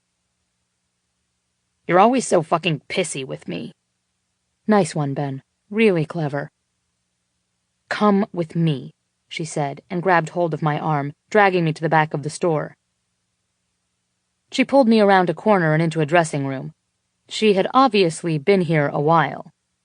There were piles of lingerie on the chairs, and hangers full of unidentifiable scraps of lace. Music was being piped through overhead speakers, and I was glad I wouldn't have to worry about keeping my voice down as I strangled her. Closing the large mirrored door opposite a silk-covered chaise, she stood with her eyes locked on mine. "Did you follow me here?" "Why the hell would I do that?" "So you just happened to be browsing around a women's lingerie store. Just some pervy thing you do in your spare time?" "Get over yourself, Miss Mills." "You know, it's a good thing you've got that big dick to make up for that mouth of yours." I found myself leaning forward, whispering, "I'm pretty sure you'd be thrilled with my mouth, too." Suddenly everything felt too intense, too loud, too vivid. Her chest was heaving and her gaze shifted to my mouth as she bit her bottom lip. Slowly wrapping my tie around her fist, she pulled me to her. I opened my mouth, feeling her soft tongue press forward. I couldn't pull back now, and slid one hand to her jaw and the other up to her hair. I removed the clip holding her ponytail, and soft waves fell around my hand. I fisted the mass tightly, jerking her head to better accommodate my mouth. I needed more. I needed all of her. She moaned, and I pulled it tighter. "You like that?" God, yes. At that moment, hearing those words, I didn't care about anything else. Where we were, who we were, or how we felt about each other, never in my life had I felt such raw chemistry with anyone. When we were together like this, nothing else mattered. My hands ran down her sides and I gripped the hem of her shirt, bringing it up and over her head, breaking our kiss for only a second. Not to be left behind, she pushed my jacket from my shoulders and it dropped to the floor. My thumbs ran circles across her skin as I moved my hands to the waist of her jeans. Quickly undone, they fell to the floor, and she kicked them off along with her sandals. I kissed down her neck and shoulders.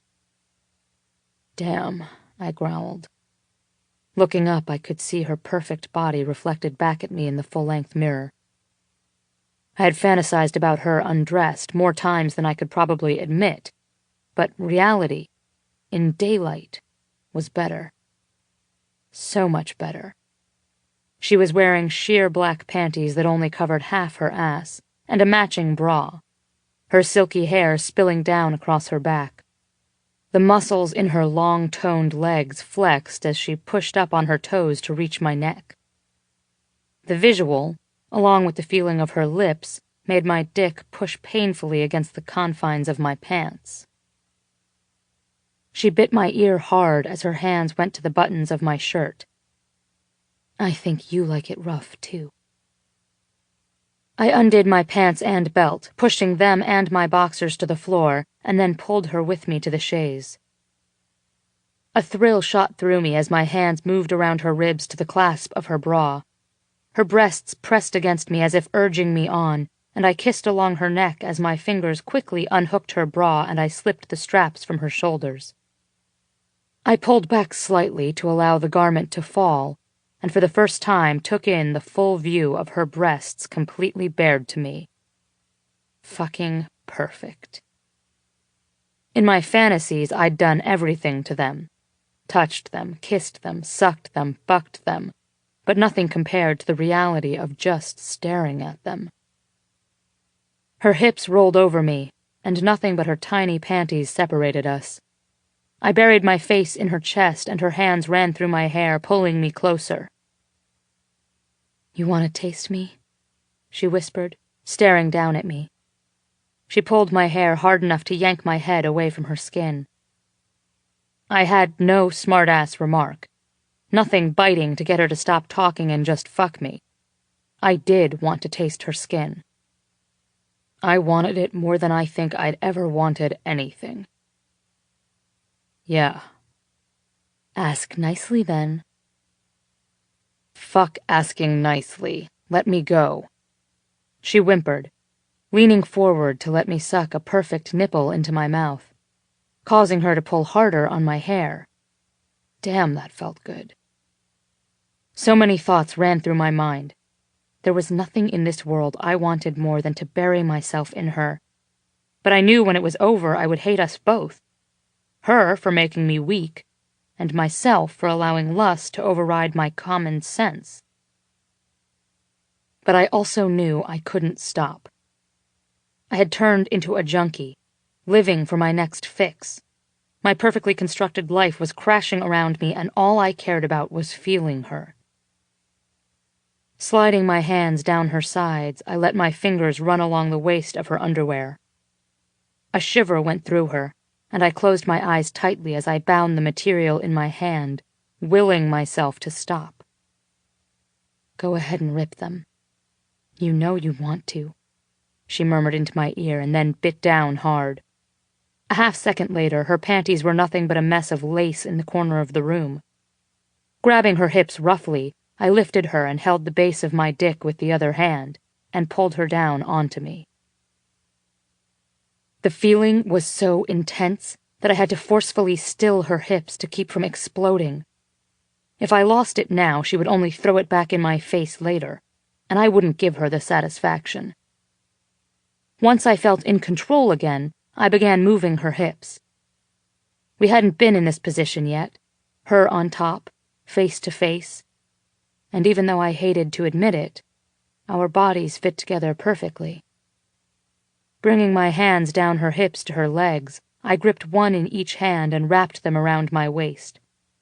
The change of position brought me deeper inside her, and I buried my face in her neck to keep from groaning out loud.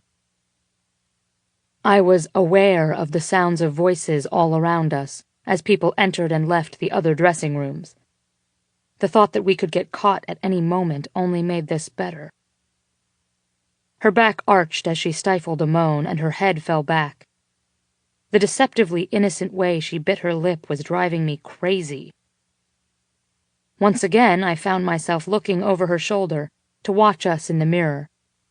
I had never seen anything so erotic in my entire life. She pulled my hair once again, guiding my mouth back to hers, our tongues gliding together, matching the motion of our hips. "You look so good over me," I whispered into her mouth. "Turn around. You need to see something." I pulled her up and turned her to face the mirror. With her back against my chest, she lowered herself back onto me. "Oh, God," she said. She breathed out heavily as her head fell back against my shoulder, and I was unsure if it was from the feeling of me inside her or the image reflected in the mirror, or both. I gripped her hair and forced her head back up. "No, I want you to look right there," I growled in her ear, meeting her gaze in the mirror. "I want you to watch, and tomorrow, when you're sore, I want you to remember who did it to you." "Stop talking," she said, but she shivered, and I knew she loved every word. Her hands ran up her body and behind her until they dug into my hair. I touched every inch of her body, and I trailed biting kisses along the back of her shoulders. In the mirror, I could see myself sliding in and out of her, and as much as I didn't want these memories in my head, I knew that was a sight I would never forget. I moved one hand down to her clit. "Oh, shit," she whispered. "Please." "Like this?" I asked, pressing, circling. "Yes, please, more, please, please." Our bodies were now covered in a thin sheen of sweat, leaving her hair sticking slightly to her forehead. Her gaze never left where we came together as we continued to move against each other, and I knew we were both close. I wanted her to meet my eyes in the mirror, and then immediately knew it would show her too much. I didn't want her to see so plainly what she was doing to me. The voices around us continued, completely unaware of what was going on in this tiny room. If I didn't do something, our little secret would not be kept for long. As her movements became more frenzied and her hands gripped my hair tighter and tighter, I pressed my hand against her mouth, stifling her scream as she came apart around me. I muffled my own moans against her shoulder, and with a few more thrusts I exploded deep inside her. Her body slumped into me as I leaned back against the wall. I needed to get up. I needed to get up and dress, but I didn't think my shaky legs could carry me. Any hope I'd had that the sex would become less intense, and that I would get over this obsession was quickly being crushed. Reason was slowly beginning to seep back into my consciousness, along with the disappointment that I had once again succumbed to this weakness. I shifted her up and off my lap before bending to reach for my boxers.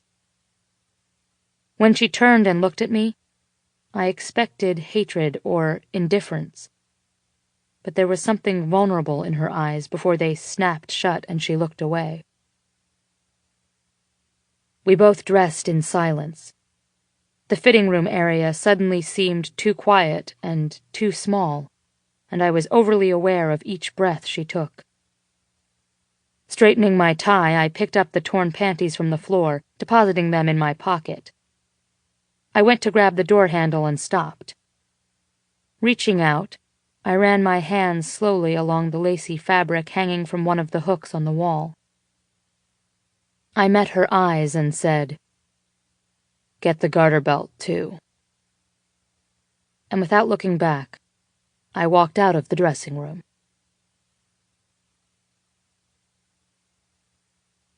5. There were 83 vents, 29 screws, 5 blades, and 4 bulbs on the ceiling fan above my bed. I rolled to my side, certain muscles mocking me and providing undeniable proof of why I was unable to sleep. "I want you to watch. And tomorrow, when you're sore, I want you to remember who did it to you." He wasn't kidding. Without realizing it, my hand had traveled to my breast, absently twisting my nipple beneath my tank top. Closing my eyes, the touch of my own hands turned into his in my memory. His long, graceful fingers ghosting along the undersides of my breasts, his thumbs brushing my nipples, cupping me in his large palms. Damn it!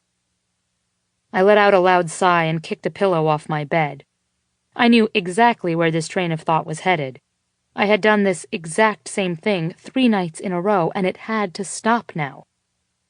With a huff, I rolled over onto my stomach and closed my eyes tight, willing sleep to come. As if that ever worked. I still remembered, with perfect clarity, the day almost a year and a half ago when Elliot asked me up to his office for a talk. I'd started at RMG, working as a junior assistant for Elliot when I was in college. When my mother died, Elliot had taken me under his wing. Not so much a father figure, but certainly as a caring and warm mentor who had me to his home for dinner to keep an eye on my emotional state. He'd insisted his door would always be open for me. But on that particular morning, when he phoned my office, he sounded uncharacteristically formal, and frankly, I was scared shitless. In his office, he'd explained how his youngest son had lived in Paris for the past 6 years, working as a marketing executive for L'Oreal. This son, Bennett, was finally coming home and in 6 months would take over the position of Chief Operating Officer at Ryan Media. Elliot knew I was a year into my business degree and was looking into internship options that would give me the critical hands-on experience I needed. He insisted I complete my master's internship at RMG, and that the youngest Mr. Ryan would be more than thrilled to have me on his team. Elliot handed me the company-wide memo that would circulate the following week to announce Bennett Ryan's arrival. Wow. That was my only thought as I looked over the paper on my way back to my office. Executive VP of Product Marketing at L'Oreal in Paris. Youngest nominee ever featured in the Crane's 40 Under 40 list. Published several times in the Wall Street Journal. A dual MBA from NYU Stern School of Business and HEC Paris, where he specialized in corporate finance and global business, graduating summa cum laude. All by the age of 30. Christ. What was it Elliot had said? Extremely driven? That was an understatement if I'd ever heard one. Henry had hinted that his brother didn't quite share his laid-back personality, but when I'd seemed concerned, he quickly put my mind at ease. He has a tendency to be a bit stiff and completely anal retentive at times. But don't worry about it, Chloe. You can handle his bark. You guys are going to be a great team. I mean, come on, he said, wrapping his large arm around me. How could he not love you? I hated to admit it now, but by the time he was set to arrive, I had developed a bit of a crush on Bennett Ryan. I was extremely anxious about working with him, but I was also impressed with everything he'd accomplished in his relatively short life. Looking up his picture online didn't hurt either. The man was a specimen. We communicated through email leading up to his arrival, and although he seemed nice enough, he was never overly friendly. On the big day, Bennett wasn't due in until after the board meeting that afternoon, when he would be officially introduced. I had the entire day to work myself up into a ball of nerves. Being the good friend she is, Sarah came upstairs to distract me. She sat in my chair and we spent over an hour discussing the merits of the Clerks movies. Soon I was laughing so hard I had tears running down my face. I didn't notice that Sarah stiffened when the outer office door opened, and I didn't notice that someone was now standing behind me. And, though Sarah tried to warn me with a swift hand across the throat, the universal sign for shut the fuck up, I ignored her. Because, apparently, I'm an idiot. And then, I said, giggling and holding onto my sides, she says, fuck, I had to take a fucking order off a guy I blew after junior prom once. And then he says, yeah, I've waited on your brother too. Another bout of laughter hit me and I stumbled backward a bit until I collided with something hard and warm. Spinning around, I was mortified to see that I had just ground my ass onto my new boss's thigh. Mr. Ryan, I said, recognizing him from his photographs. I'm so sorry. He did not look amused. In an attempt to ease the tension, Sarah stood and extended her hand. It's a pleasure to finally meet you. I'm Sarah Dillon, Henry's assistant. My new boss simply glanced at her hand without returning the gesture, and raised one of his perfect eyebrows. Don't you mean Mr. Ryan? Sarah's hand slowly fell as she watched him, obviously flustered. Something about his physical presence was so intimidating she was at a loss for words. When she recovered, she stuttered, Well, we are fairly casual around here. We're all on a first-name basis. This is your assistant, Chloe. He nodded to me. Miss Mills, you will refer to me as Mr. Ryan, and I expect you in my office in 5 minutes so that we may discuss proper workplace decorum. His voice was serious when he spoke, and he nodded curtly to Sarah. Miss Dillon? Sliding his gaze to mine for another moment, he turned on his heel toward his new office, and I watched in horror as the first of his infamous door slams took place. What a bastard, Sarah mumbled between tight lips. A beautiful bastard, I replied. Hoping to smooth things over, I went down to the cafe to get him a cup of coffee. I'd even asked Henry how he took it. Black. When I nervously made it back to his office door, my knock was followed by an abrupt, "Come in," and I willed my hands to stop shaking. I curved my lips into a friendly smile, intent on making a better impression this time, and opened the door to him talking on the phone and writing furiously on the notepad in front of him. My breath caught when I heard his smooth, deep voice speaking in flawless French. Ce sera parfait. Non. Non, ce n'est pas nécessaire. Seulement 4. Oui. 4. Merci, Ivan. He ended the call, but never lifted his eyes from his papers to greet me. Once I was standing in front of his desk, he addressed me in the same stern tone as before. In the future, Miss Mills, you will keep all non-workplace-related conversations outside of the office. We're paying you to work, not gossip. Do I make myself clear? I stood speechless for a moment until he lifted his eyes to meet mine, raising an eyebrow. I shook myself out of my trance, all at once realizing the truth about Bennett Ryan. Although he was even more breathtakingly gorgeous in person than in photos, he was not at all like I had imagined. And he was absolutely nothing like his parents and brother. Very clear, sir, I said as I walked around his desk to set his coffee in front of him. But just as I was about to reach his desk, my heel caught on the rug and I lunged forward. I heard a loud "shit" escape his lips, the coffee now nothing more than a scorching stain on his expensive suit. Oh my God, Mr. Ryan, I am so sorry. I rushed over to the sink in his bathroom to grab a towel and ran back, falling to my knees in front of him and attempting to wipe off the stain. In my haste, and in the midst of humiliation I didn't think could get any worse, it suddenly occurred to me that I was furiously rubbing the towel against his crotch. I averted my eyes and hand, feeling a heated blush spread from my face down my neck as I caught a glimpse of the noticeable bulge in the front of his pants. You may go now, Miss Mills. I nodded, rushing out of the office, mortified that I'd made such a horrible first impression. Thankfully, I proved myself pretty quickly after that. There were times when he even seemed impressed with me, although he was always short and on edge. I chalked it up to his being a giant asshat, but I had always wondered if there was something specific about me that rubbed him the wrong way.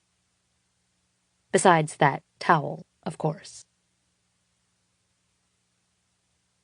When I arrived at work, I bumped into Sarah on my way to the elevator. We made plans to have lunch next week and said goodbye as she reached her floor. Arriving at the 18th floor, I noticed Mr. Ryan's office door was closed as usual, so I couldn't tell if he was here yet. I turned on the computer and tried to mentally prepare myself for the day. Lately, anxiety hit every time I sat in this chair. I knew I would see him this morning. We went over the schedule for the coming week every Friday. But I never knew what kind of mood he would be in. Although his temper had been even worse lately, his last words to me yesterday had been, "Get the garter belt too." And I had. In fact, I was wearing it now. Why? I had no idea. What in the hell had he meant by that?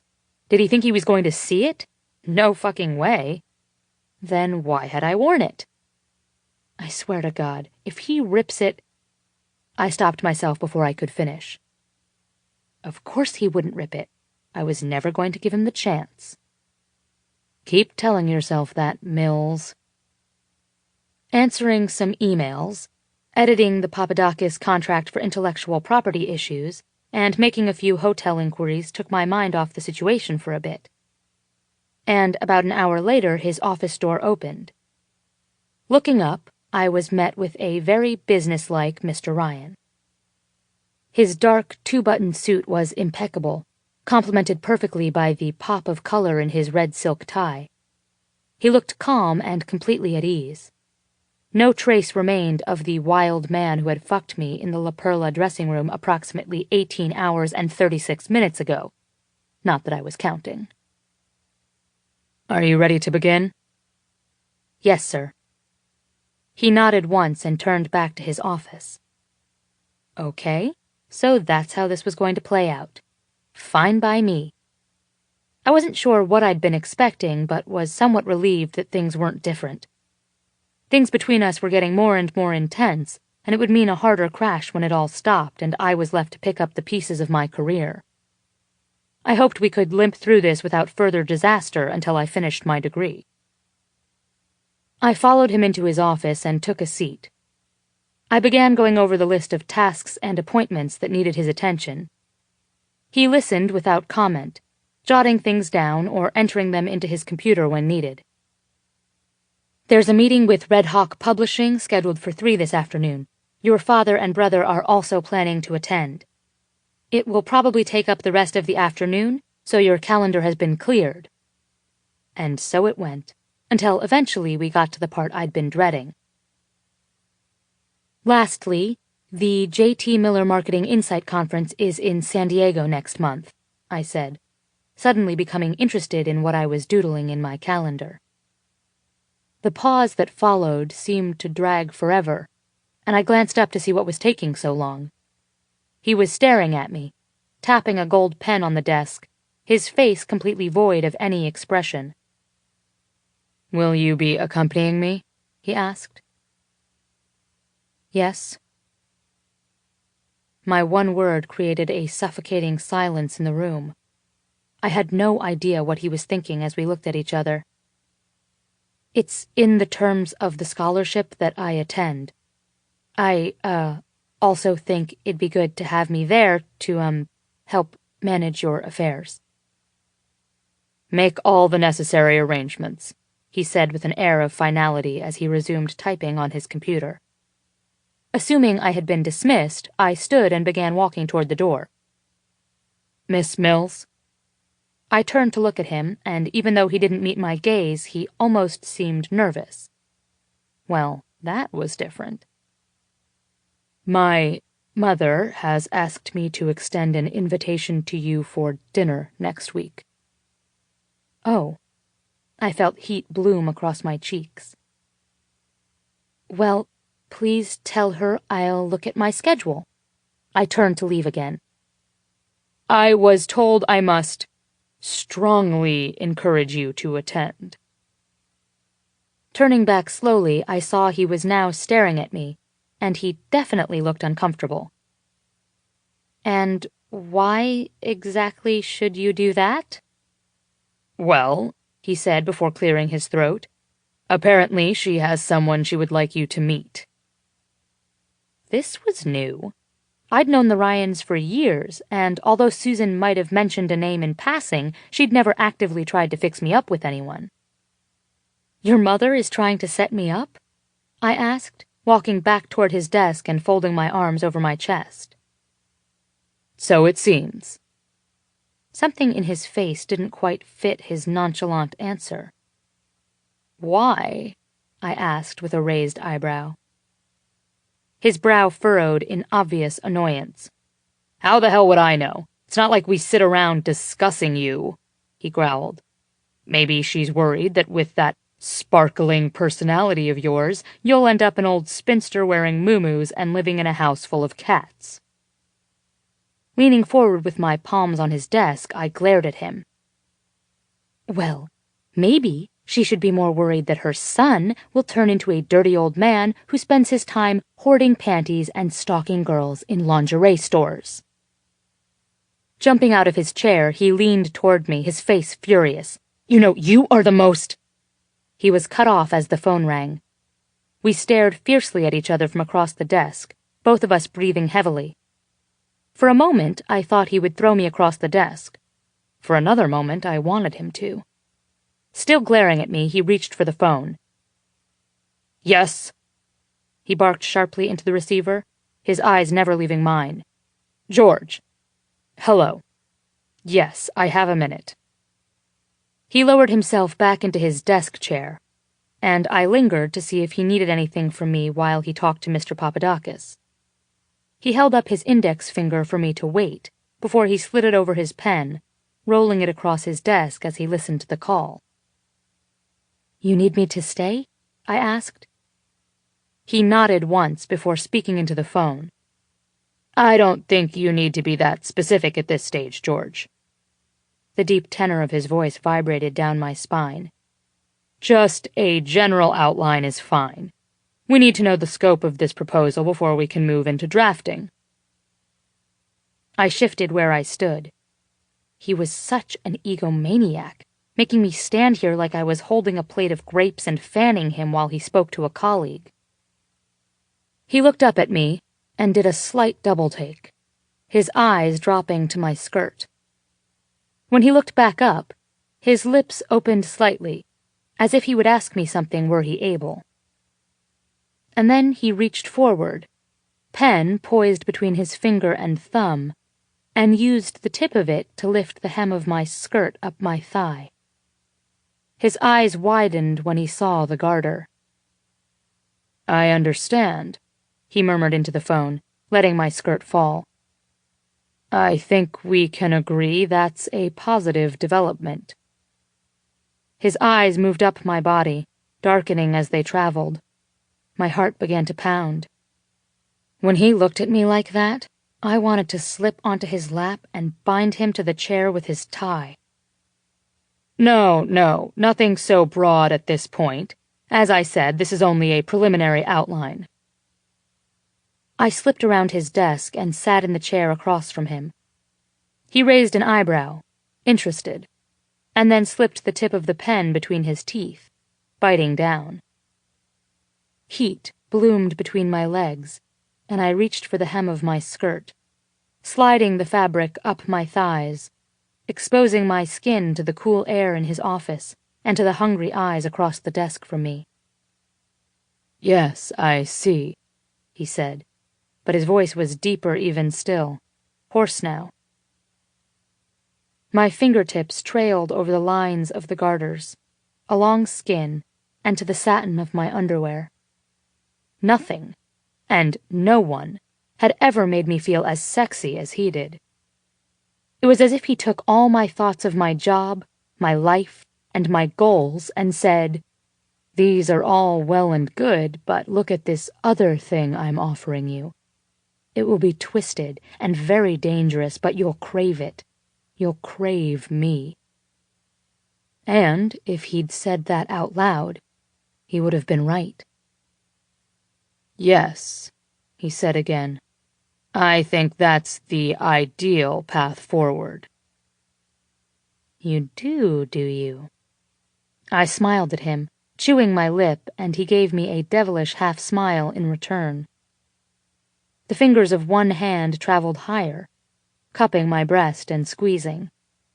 With my other hand, I pushed the center of my panties aside and ran 2 fingers across my wet skin. Mr. Ryan coughed and fumbled for his water glass. "That's fine, George." We'll take that over when we receive it. We can handle that timeline. I began moving my hand, thinking of his long fingers rolling the pen, those very hands grabbing my hips and waist and thighs when he drove into me in the lingerie store.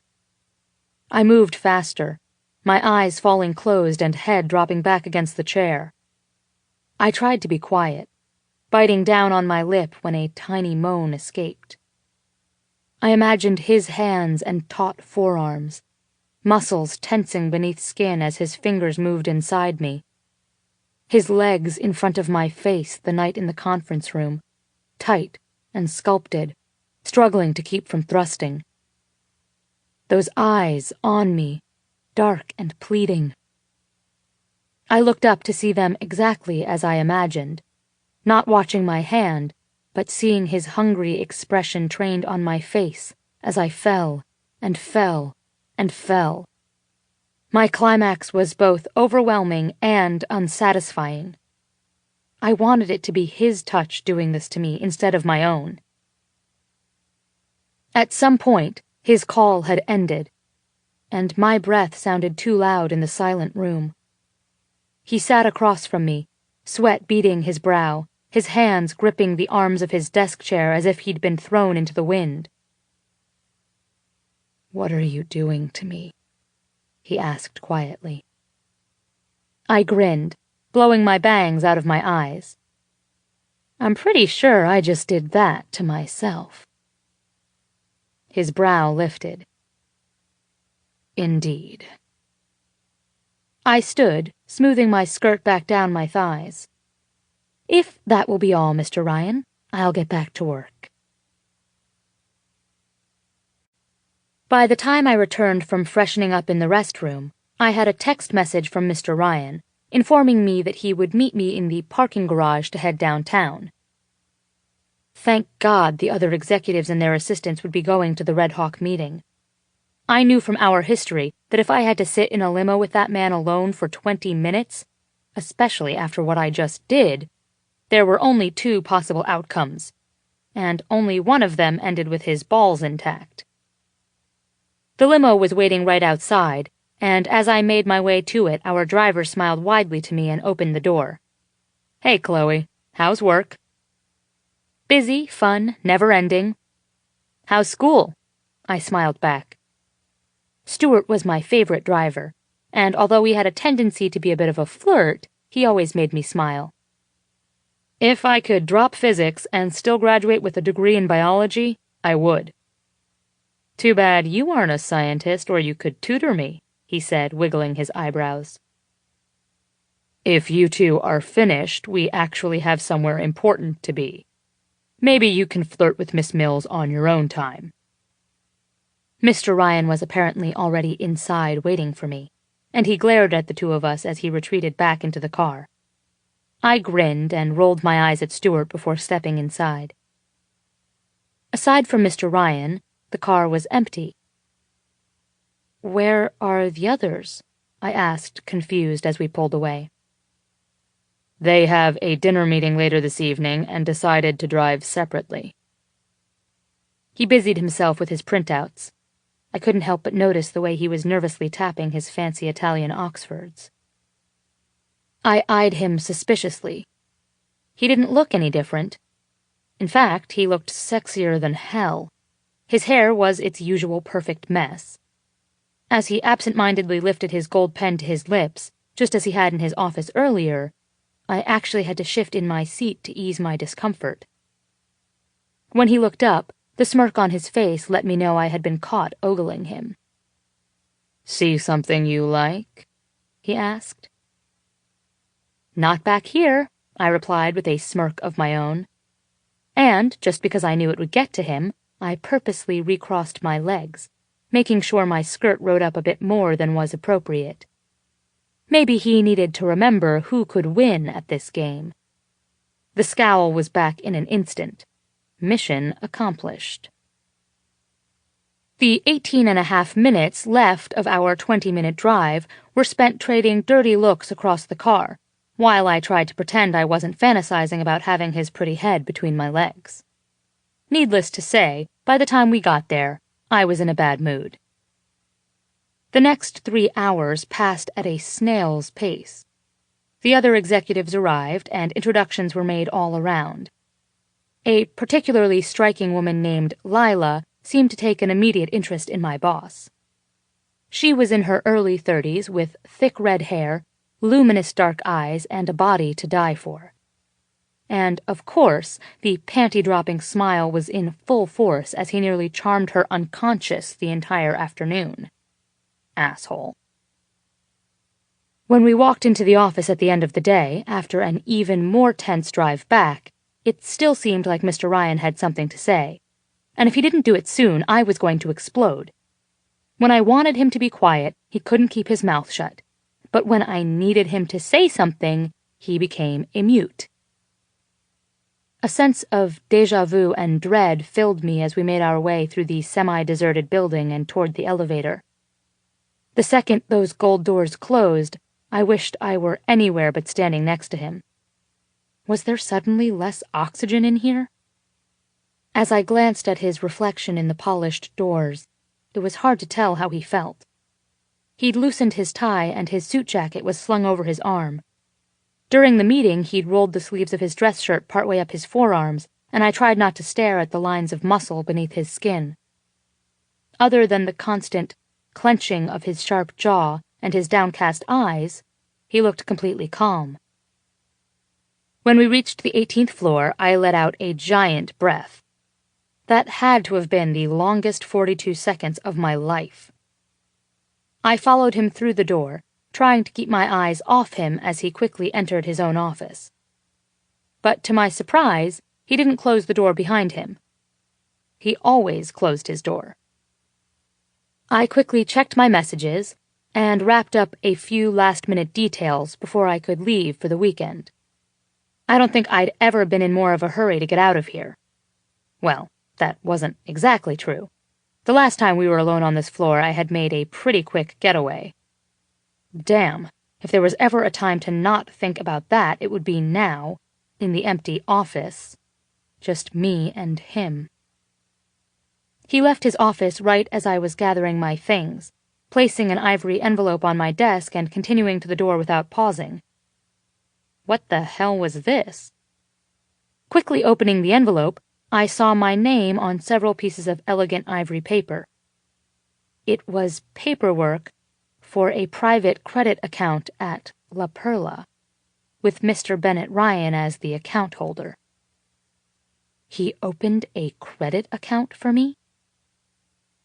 What the hell is this? I said, seething. I jumped from my chair and asked, "You got me a line of credit?" Stopping mid-stride and hesitating slightly, he turned to face me. "After your little show today, I made a phone call and arranged for you to purchase whatever you need. Of course, there's no limit on the account," he stated flatly, having wiped all trace of discomfort from his face. This is why he was such a master at what he did. He had an uncanny ability to regain control of any situation.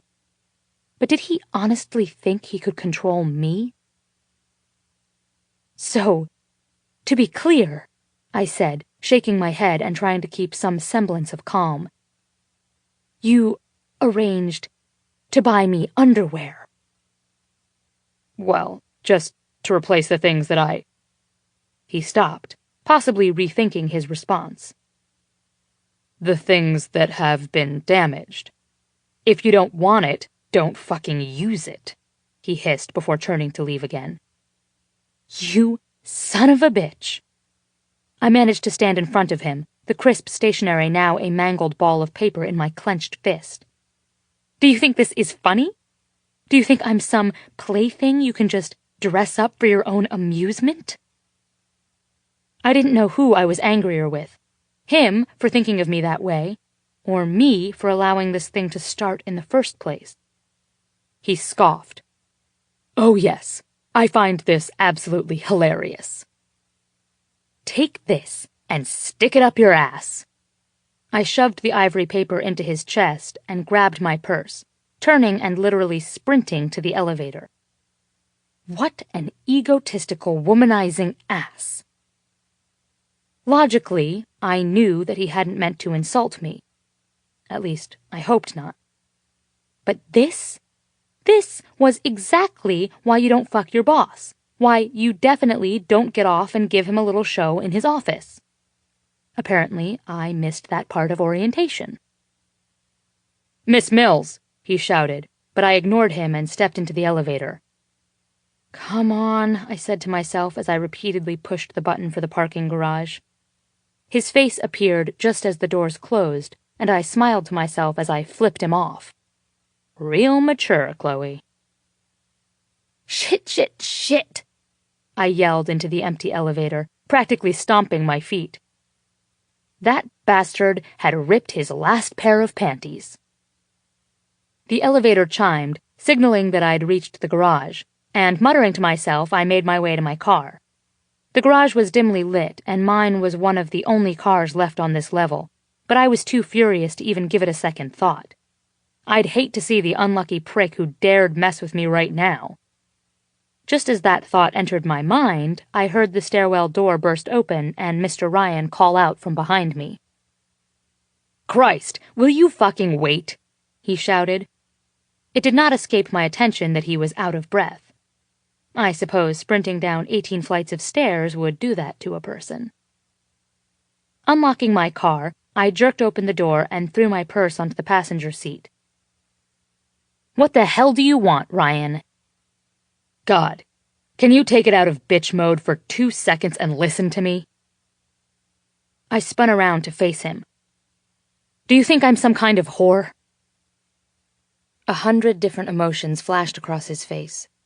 Anger, shock, confusion, hate, and fuck me if he didn't look delicious. He'd opened the collar of his shirt. His hair was an absolute mess, and the bead of sweat running down the side of his jaw was not helping the situation. I was determined to stay mad. Keeping a careful distance, he shook his head. "Jesus," he said, looking around the garage. "You think I see you as a whore? No, it was just in case—" He stopped, trying to organize his thoughts. He seemed to finally give up, jaw clenched. The rage was coursing through me so strongly that before I could stop myself, I stepped forward and slapped him hard across the face. The sound cracked through the empty garage. With a shocked and furious glare, he reached up and touched the spot where I had struck him. "You may be my boss, but you do not get to decide how this works." The silence stretched before us, the sounds of the traffic and the outside world barely registering in my consciousness. "You know," he began with a dark stare, taking a single step toward me, "I didn't hear you complaining." Oh, that smooth fucker. "Against the window?" Another step. "In the elevator and stairwell?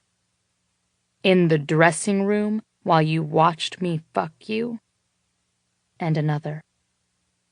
"When you spread your legs in my office today, I didn't hear one word of protest out of that fucking mouth of yours." My chest was heaving, and I could feel the cool metal of my car through the thin material of my dress. Even with my shoes, he still stood a full head above me, and when he leaned down, I could feel his warm breath against my hair. All I had to do was look up and our mouths would meet.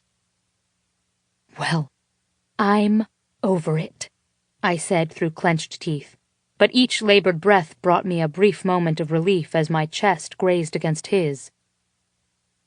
"Of course you are," he whispered, shaking his head and moving even closer, his erection pressing into my stomach. He braced his hands against the car, trapping me. "Completely over it." "Except... maybe," I said, not sure whether I meant to say it out loud. "Maybe just one more time?" His lips barely brushed mine. It was too gentle, too real. Turning my face up, I whispered against his mouth, "I don't want to want this. It's not good for me." His nostrils flared slightly, and just when I thought I would go insane, he took my lower lip roughly between his and pulled me to him. Growling into my mouth, he deepened the kiss and pushed me forcefully against the car.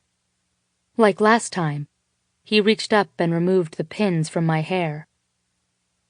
Our kisses were teasing, then rough, coming together and pulling apart, hands fisting in hair and tongues sliding against each other. I gasped as he bent his knees slightly, grinding his cock against me. "God," I moaned, wrapping my leg around him and digging my heel into his thigh. "I know." He exhaled heavily into my mouth. Looking down at my leg and cupping my ass with his hand, he gave it a rough squeeze and murmured, "Have I ever told you how fucking hot those shoes are? What are you trying to do to me with those wicked little bows?" "Well, there's another bow somewhere else, but you'll need some luck finding it." He pulled away. "Get in the fucking car," he said, his voice rumbling deep in his throat as he yanked the door open. I glared at him, willing rational thought to penetrate my clouded brain. What should I do? What did I want? Could I just let him have my body like this again? I was so overwhelmed I was trembling. Rational thought was quickly abandoning me as I felt his hand run up my neck and into my hair. Gripping it tightly, he jerked my head toward him and stared into my eyes. "Now." The decision was made, and once again I wrapped his tie around my wrist, pulling him into the back seat. Once the door closed behind him, he wasted no time going for the ties on the front of my dress. I groaned as I felt him part the material and run his hands across my bare skin. Pushing me back to lie on the cool leather and kneeling between my legs, he placed his palm between my breasts, slowly moving down my abdomen to the lace garter belt. His fingers traced the delicate ribbons to the edge of my stockings and back up again, moving to run across the edge of my panties. The muscles of my abdomen clenched with every movement, and I tried to control my breathing. Fingering the tiny white bows, he looked up at me and said, "Luck has nothing to do with it." I pulled him to me by his shirt and slid my tongue into his mouth, groaning as his palm pressed against me. Our lips searched. Our kisses grew long and deep, gaining urgency with every inch of skin uncovered. I pulled his shirt from his pants and explored the smooth skin over his ribs, the sharp definition of muscle at his hips, and the soft trail of hair urging me down his navel and lower. Wanting to tease him the way he was teasing me, I ran my fingers across his belt and to the hard shape of him beneath his pants. He groaned into my mouth. "You don't know what you're doing to me." "Tell me," I whispered back. I was using his words against him, and just knowing the tables were turned for the moment spurred me on. "Tell me, and I'll give you what you want." He moaned and bit his lip, his forehead pressed against mine as he shivered. "I want you to fuck me." His hands were shaking as he gripped my new panties in his fist, and as insane as it was, I wanted him to rip them. The raw passion between us was unlike anything I'd ever experienced. I didn't want him holding back. Without a word, he tore them from me, the pain of the fabric pulling against my skin only adding to the pleasure. I pulled my leg forward and pushed him back and off me. Sitting up, I shoved him against the seat back and straddled his lap. I grabbed his shirt and yanked it open, sending the buttons scattering along the seat.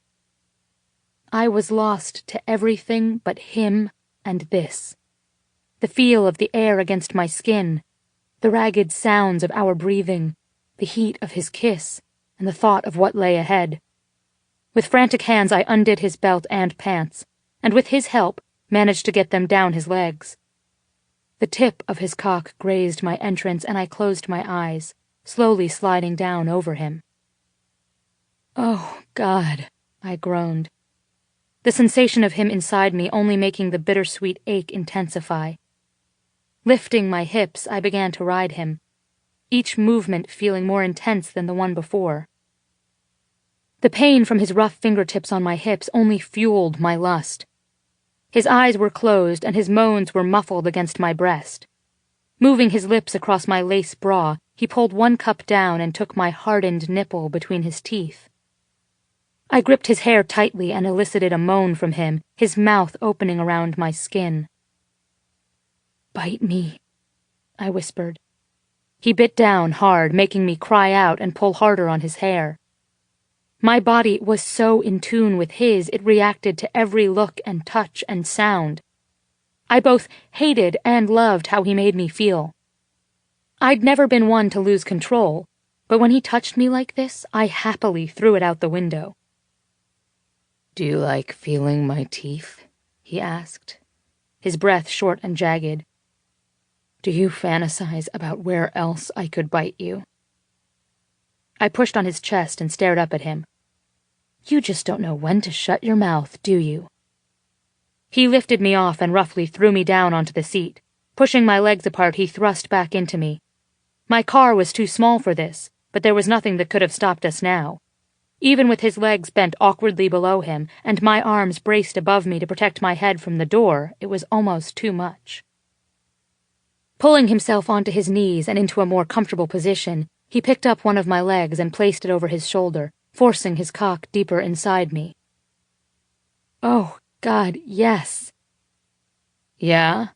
He lifted my other leg to rest across his shoulder. Reaching out, he gripped the doorframe and used it for leverage to deepen his thrusts. "Is that how you like it?" The change in angle caused me to gasp as the most delicious sensation spread throughout my body. "No." With my hands pushing off the door, I lifted my hips off the seat to meet each motion of his hips. "I like it harder."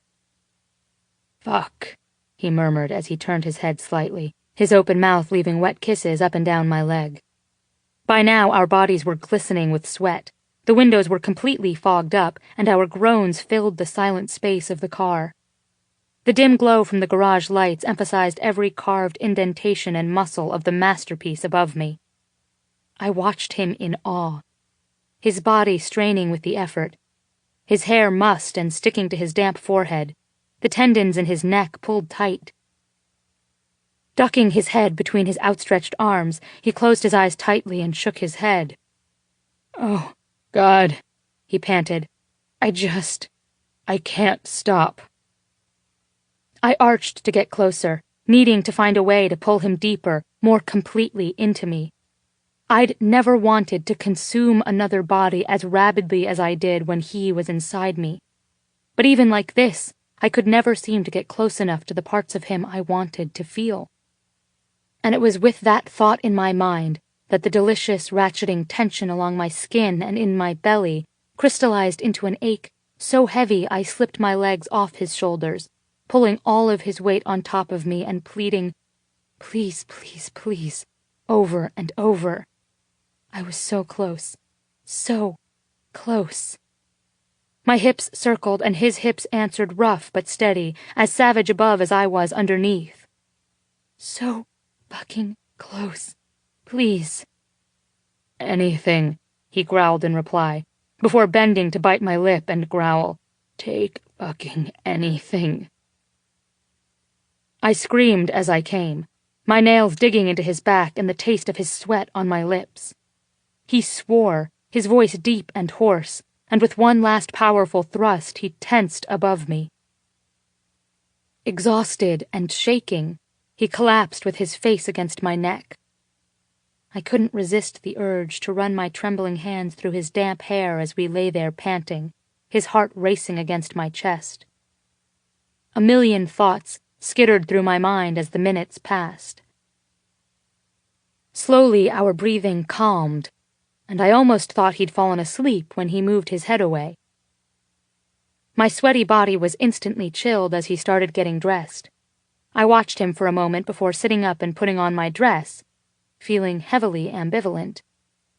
More than just physically fulfilling, Sex with him was some of the most fun I'd had in a long time. But he was such an asshole. I assume you'll ignore the account. I realize this can't happen again, he said, startling me from my own thoughts. I turned to look at him. He was shrugging on his torn shirt, his eyes fixed straight ahead. Moments passed before he turned to look at me. Say something so I know you've heard me. Tell Susan I'll be there for dinner, Mr. Ryan, and get the hell out of my car.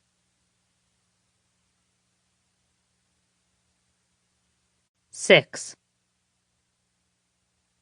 The burning in my chest was almost enough to distract me from the mess inside my head. Almost.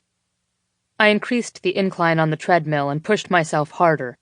Feet pounding, muscles on fire. It always worked. That was how I lived my life. There was nothing I couldn't accomplish if I just pushed hard enough. School, career, family, women. Shit. Women. Disgusted, I shook my head and turned up the volume on my iPod, hoping it would distract me long enough to get some fucking peace. I should have known it wouldn't work. No matter how hard I tried, she was always there. I closed my eyes and it all came back, hovering over her, feeling her wrapped around me, sweaty, aching, wanting to stop but not being able to. Being inside of her was the most perfect torture. It satiated the hunger I felt at that moment, but, like a junkie, I found myself consumed by the need for more as soon as it ended. It was terrifying, because in those moments with her, I'd do anything she asked. And that feeling was starting to bleed into moments like this, too, when I wasn't even with her and still wanted to be what she needed. Ridiculous.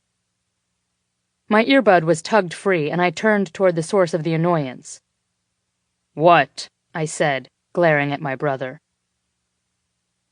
You keep that up, we're going to be peeling you off the floor, Ben, he replied. What'd she do to piss you off this time? Who? He rolled his eyes. Chloe. I felt my stomach tighten at the sound of her name and focused my attention back on the treadmill. What makes you think this has anything to do with her? Because I'm not a fucking idiot? Nothing's bothering me. And even if something was, why on earth would it have anything to do with her? He laughed, shaking his head. I've never met anyone who gets this kind of reaction out of you. And you know why, don't you?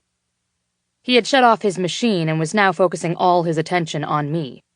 I'd be lying if I said it wasn't a little unnerving. My brother was perceptive, too perceptive at times. And if there was ever anything I wanted to keep from him, it was this. I kept my gaze forward as I ran, trying not to meet his eyes. Enlighten me. Because you two are too much alike, he said smugly. What? Several people turned to see why I was yelling in the middle of the crowded gym. I slammed my hand down on the stop button and turned to face him. How could you even think that? We are nothing alike. I was sweaty, out of breath, and ramped up from running 10 miles, but right now, the rise in my blood pressure had nothing to do with my workout. Taking a long drink from his water bottle, Henry continued to smirk. Who do you think you're talking to? I've never met two people more alike. First of all, he paused, clearing his throat and bringing his hand up to dramatically tick things off on his fingers. You're both intelligent, determined, hardworking, and loyal. And, he continued, pointing at me, she's a firecracker. In fact, she's the first woman in your entire life who can stand up to you and doesn't follow you around like some lost puppy. You hate how much you need that. Had everyone lost their mind? Sure, she might be some of those things. Even I couldn't deny that she was incredibly intelligent. She was a hard worker. I was often surprised at how well she kept up with things. She was definitely determined, although I would describe it more along the lines of pig-headed or stubborn. And there was no question of her loyalty. She could have sold me out 100 times since we'd started this sick game. I stood glaring at him as I tried to formulate my response. Yeah, well, she's also a raving bitch. Nice, very articulate, Bennett. Stepping down, I quickly wiped off my machine and made my way across the gym in an effort to escape. He laughed happily behind me. See? I knew she was getting to you. Fuck off, Henry. I settled in to do some sit-ups when he stood over me, grinning like a cat that swallowed a canary. Well, my work is done here, he said, brushing off his hands and looking increasingly pleased with himself. Guess I'll be heading home. Good. Go. Laughing, he turned to leave. Oh, but before I forget, Mina wanted to see if you managed to convince Chloe to make it to dinner. I nodded, sitting up to fiddle with my shoelaces. She said she'd be there. Am I the only one who thinks it's hilarious that Mom wants to set her up with Joel Signoli? There went that feeling in my chest again. Henry and I had grown up with Joel, and he was a pretty decent guy, but something about the thought of the two of them together made me feel like I wanted to punch something. I mean, Joel is great, he continued, but Chloe's a bit out of his league, don't you think? I could feel him staring at me a beat longer. But hey, good for him if he thinks he stands a chance. I lay back, began doing sit-ups a bit faster than was necessary. See you later, Benny. Yeah, later, I mumbled. Sunday night, as I lay in bed, I replayed the plan in my head. I was thinking about her too much, and differently. I had to be tough and make it a week without touching her. It was like detoxing. 7 days, I could do that. 7 days of not touching her, and this thing would be out of my system.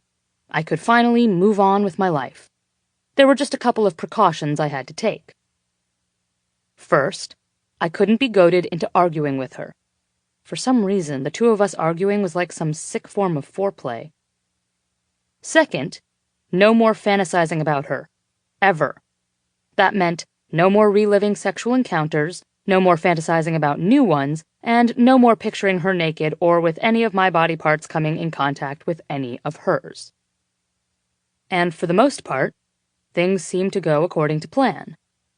I was in a constant state of discomfort, and the week seemed to drag on, but aside from a lot of dirty fantasies, I remained in control. I did my best to stay busy outside the office, but during the times we were forced together, I kept a constant distance, and for the most part we treated each other with the same polite aversion we had before. But I swear she was trying to break me. Each day, it seemed that Miss Mills looked sexier than the day before. Every day there was something about what she wore or did that brought my mind back to the gutter. I'd made a deal with myself that there would be no more lunchtime sessions. I had to stop this, and imagining her while masturbating, hell, imagining her masturbating wasn't going to help. Monday, she wore her hair down.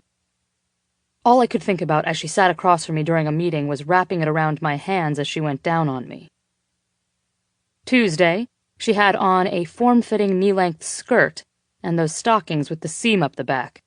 She looked like some sort of hot secretary pinup. Wednesday, she wore a suit. That was unexpectedly worse, because I couldn't get my mind off what it would feel like to slide those pants down her long legs.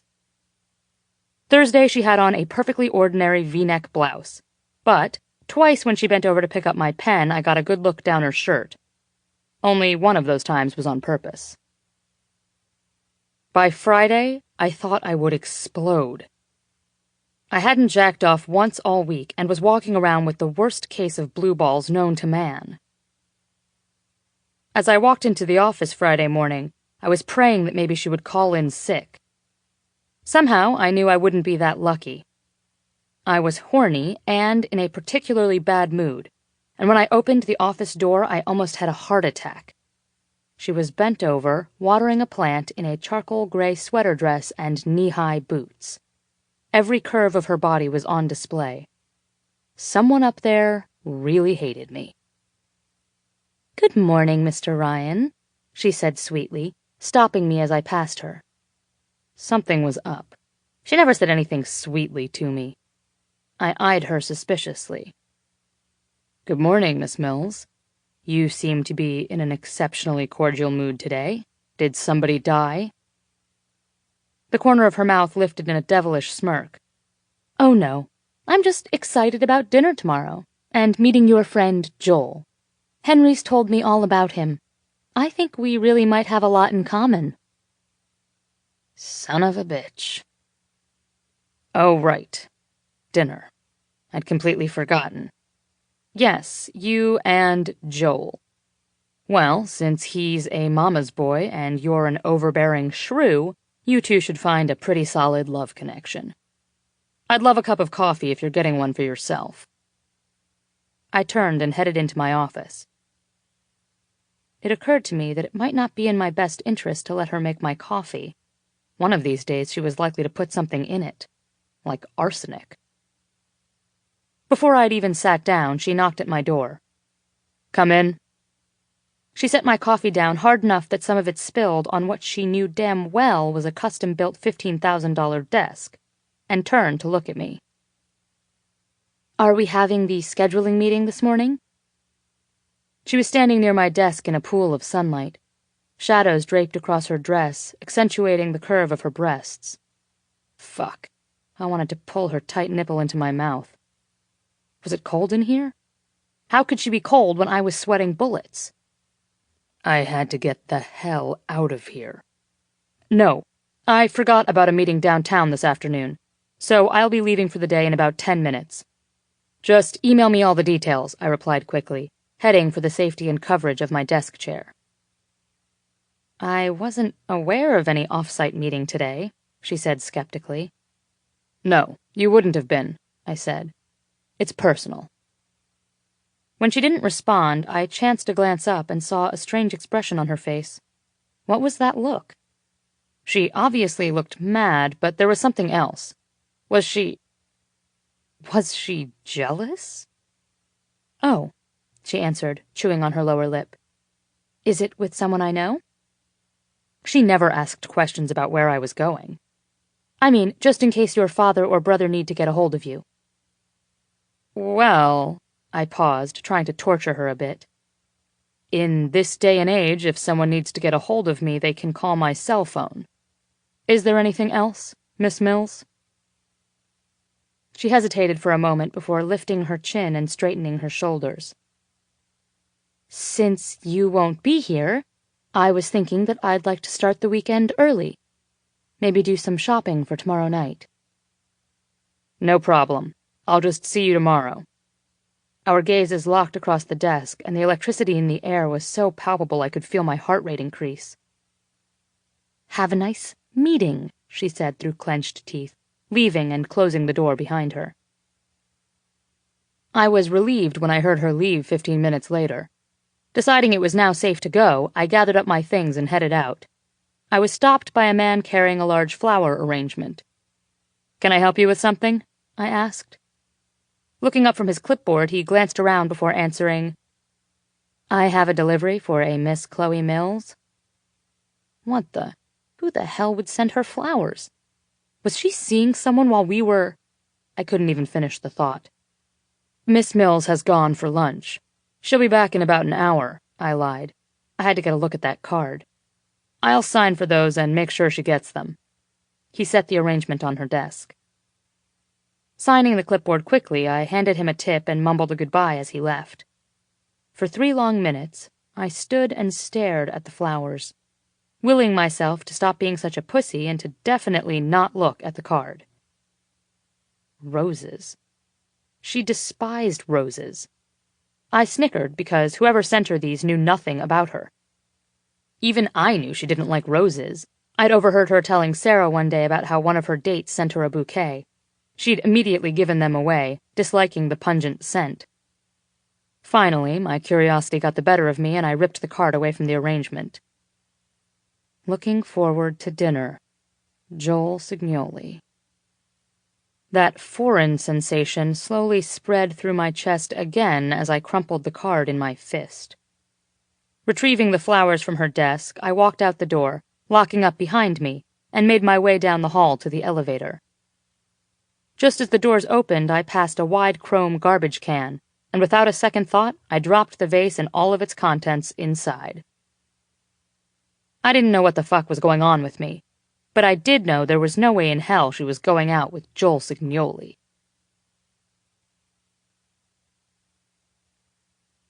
Seven. I spent the better part of Saturday running at the lake, trying to get some air, some distance, some clarity to my thoughts. Even so, the hour-long drive to my parents' house gave me plenty of time to return to the tangle of frustrations in my head. Miss Mills, how I hated her, how much I craved her, the flowers Joel sent. Leaning farther back into the seat, I tried to let the soothing sound of the car engine calm me. It wasn't working. So here were the facts. I felt possessive of her. Not in a romantic sort of way, but in a hit her over the head, drag her off by the hair, and fuck her way. Like she was my toy and I was keeping the other boys in the sandbox from playing with her. How sick was that? If she ever heard me admit to that, she would cut off my balls and feed them to me. Now the question was how to proceed. Obviously, Joel was interested. How could he not be? All he had was secondhand information from my family, who obviously adored her, and I'm sure they'd showed him at least one photograph. If that was all I knew about her, I'd be interested too. But there was no way he could have an actual conversation with her and still find her appealing. Unless he just wanted to fuck her. The sound of the leather steering wheel straining under my grip told me I'd be better off not thinking about that. He wouldn't have agreed to meet her at my parents' home if all he wanted was sex, would he? I considered this. Maybe he really did want to get to know her better.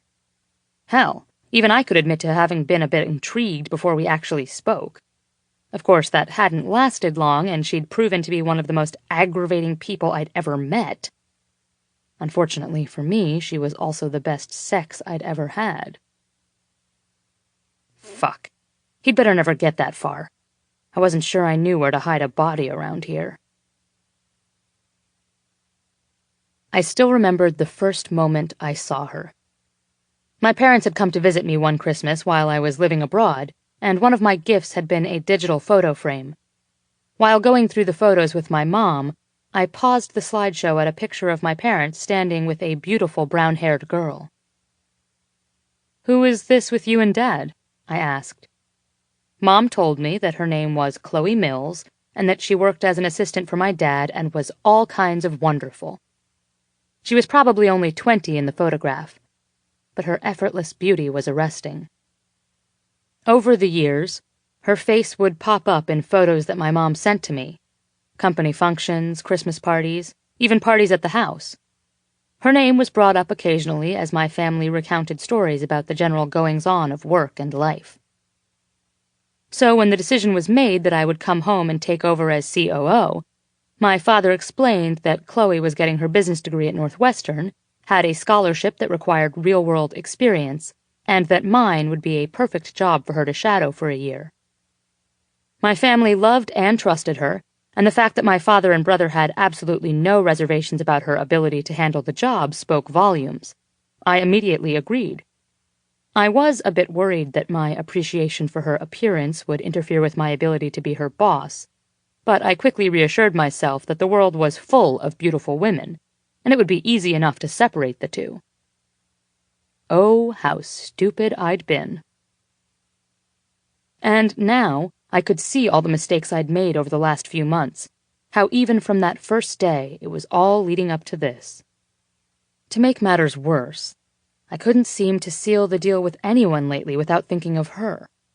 Just the thought of the last time I tried was enough to make me wince. It was a few days before the window incident, as I was now referring to it, and I had a charity event to attend. Coming into the office, I was stunned to see Miss Mills in an incredibly sexy blue dress I'd never seen before. The minute I saw her, I'd wanted to throw her on the desk and fuck her senseless. All that night, with my beautiful blonde trophy date by my side, I'd been distracted. I knew I was coming to the end of my rope, and eventually I was going to snap. If only I'd known how soon that would be. I tried to prove to myself that Miss Mills wasn't really getting inside my head by going home with the blonde. Stumbling into her apartment, we'd kissed and undressed quickly, but everything felt off. It's not that she wasn't hot and interesting enough, but as I lay her down, it was dark hair I envisioned spread across the pillow. When kissing her breasts, it was soft, full ones, not silicone, I wanted to feel. And even as I rolled on the condom and moved into her, I knew she was just a faceless body I was using for my own selfish needs.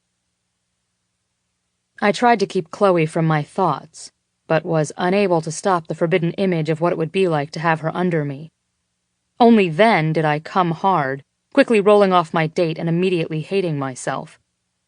Now I was even more disgusted with the memory than when it happened, because I'd let her get into my head and stay there. If I could make it through tonight, things would get easier. I parked the car and began mentally chanting, "You can do this. You can do this." "Mom?" I called out, looking into each room I passed. "Out here, Bennett," I heard her answer from the back patio. I opened the French doors and was greeted with my mother's smile as she put the finishing touches on the outdoor table. I leaned over so she could kiss me. "So, why are we eating out here tonight?" "It's such a lovely evening, and I thought it might make everyone more comfortable than sitting in that stuffy dining room. You don't think anyone will mind, do you?" "Of course not," I said. "It's beautiful out here. Don't worry." And it was beautiful. The patio was topped with a massive white pergola, the beams draped in heavy greenery. The centerpiece was a large rectangular table that sat 8. It was covered in a soft ivory tablecloth and my mother's favorite china. Candles and blue flowers overflowed small silver pitchers running the length of the table, and a wrought iron candelabra flickered overhead. "You do know that not even I can keep Sophia from tearing this stuff off the table, though, don't you?" I popped a grape into my mouth. "Oh, she's with Mina's parents tonight. And, just as well," she said. "If Sophia were here, all the attention would be on her." Shit. With Sophia making faces across from me, I would have had something to distract me from Joel. "Tonight is about Chloe, and I'm really hoping that she and Joel hit it off." She continued flitting around the patio, lighting candles and making last-minute adjustments, completely unaware of my anguish. I was screwed. As I was contemplating making a run for it, I heard Henry, on time for once. "Where is everybody?" he yelled, his deep voice echoing through the empty house. Opening the door for my mother, we stepped inside, finding my brother in the kitchen. "So, Ben," he began, leaning his lanky frame against the counter. "Excited about tonight?" I waited until Mom left the room again to eye him skeptically. "I guess," I answered, going for casual. "I think Mom made lemon squares, my favorite." "You're so full of shit. I'm looking forward to watching Signoli make a play for Chloe in front of everyone. Could make for an entertaining evening, don't you think?" Just as he was pulling a chunk of bread from one of the large loaves on the counter, Mina walked in and swatted his hands away. "Do you want to send your mother into a fit by ruining the dinner she has planned? You be nice tonight, Henry. No teasing or joking with Chloe. You know she has to be nervous enough about all this. Lord knows she puts up with enough crap from this one," she said, gesturing toward me. "What are you talking about?" I was growing tired of the over-eager Chloe Mills fan club around here. "I haven't done anything to her." "Bennett?" My father stood in the doorway, motioning for me to come with him. I followed him out of the kitchen and into his study. "Please be on your best behavior tonight. I realize you and Chloe don't get along, but this is our home, not your office, and I expect you to treat her with respect." Clenching my jaw tightly, I nodded in agreement, thinking of all the ways I'd disrespected her in the past few weeks. While I went down to the washroom, Joel arrived, bringing a bottle of wine and a few variations on his eager greetings. A, "You look fantastic," for Mom, a, "How's the baby?" for Mina, and a solid handshake and man-hug combination for Henry and Dad. I lingered down the hall, mentally preparing myself for the night ahead. We'd been good friends with Joel growing up and throughout school, but I hadn't seen him since coming home. He hadn't changed much. He was a bit shorter than me, with a slim build, jet black hair, and blue eyes. I suppose some women would consider him attractive. "Bennett!" Handshake, man-hug. "God, man, how long has it been?" "A long time, Joel. I think since right after high school," I answered, shaking his hand firmly. "How have you been?" "Great! Things have been really great. How about you? I've seen your picture in magazines, so I guess you're doing pretty well for yourself." He patted my shoulder amiably. What a dick. I gave a small nod and a forced smile in return. Deciding I needed a few more minutes to think, I excused myself and headed up the stairs to my old room. Just walking through the door, I felt calmer. The room had changed little since I was 18. Even while I was out of the country, my parents kept it virtually the same as the day I left for college. Sitting on my old bed, I thought about how I'd feel if Miss Mills actually became involved with Joel.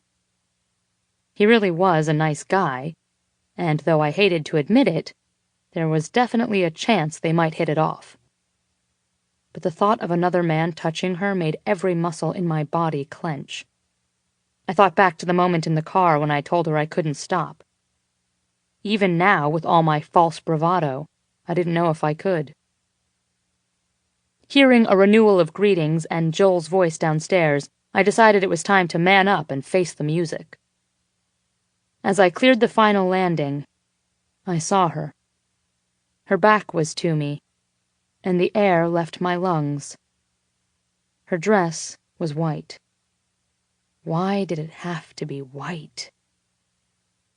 She was wearing some sort of girly summer thing that stopped right above the knee and showed off her long legs. The top was made of the same material, with little ribbons tying it together at the top of each shoulder. All I could think was how much I would love to pull those ribbons loose and see it all fall around her waist, or maybe drop to the floor. Our eyes met across the room, and she smiled such a genuine, happy smile that for a second even I believed it.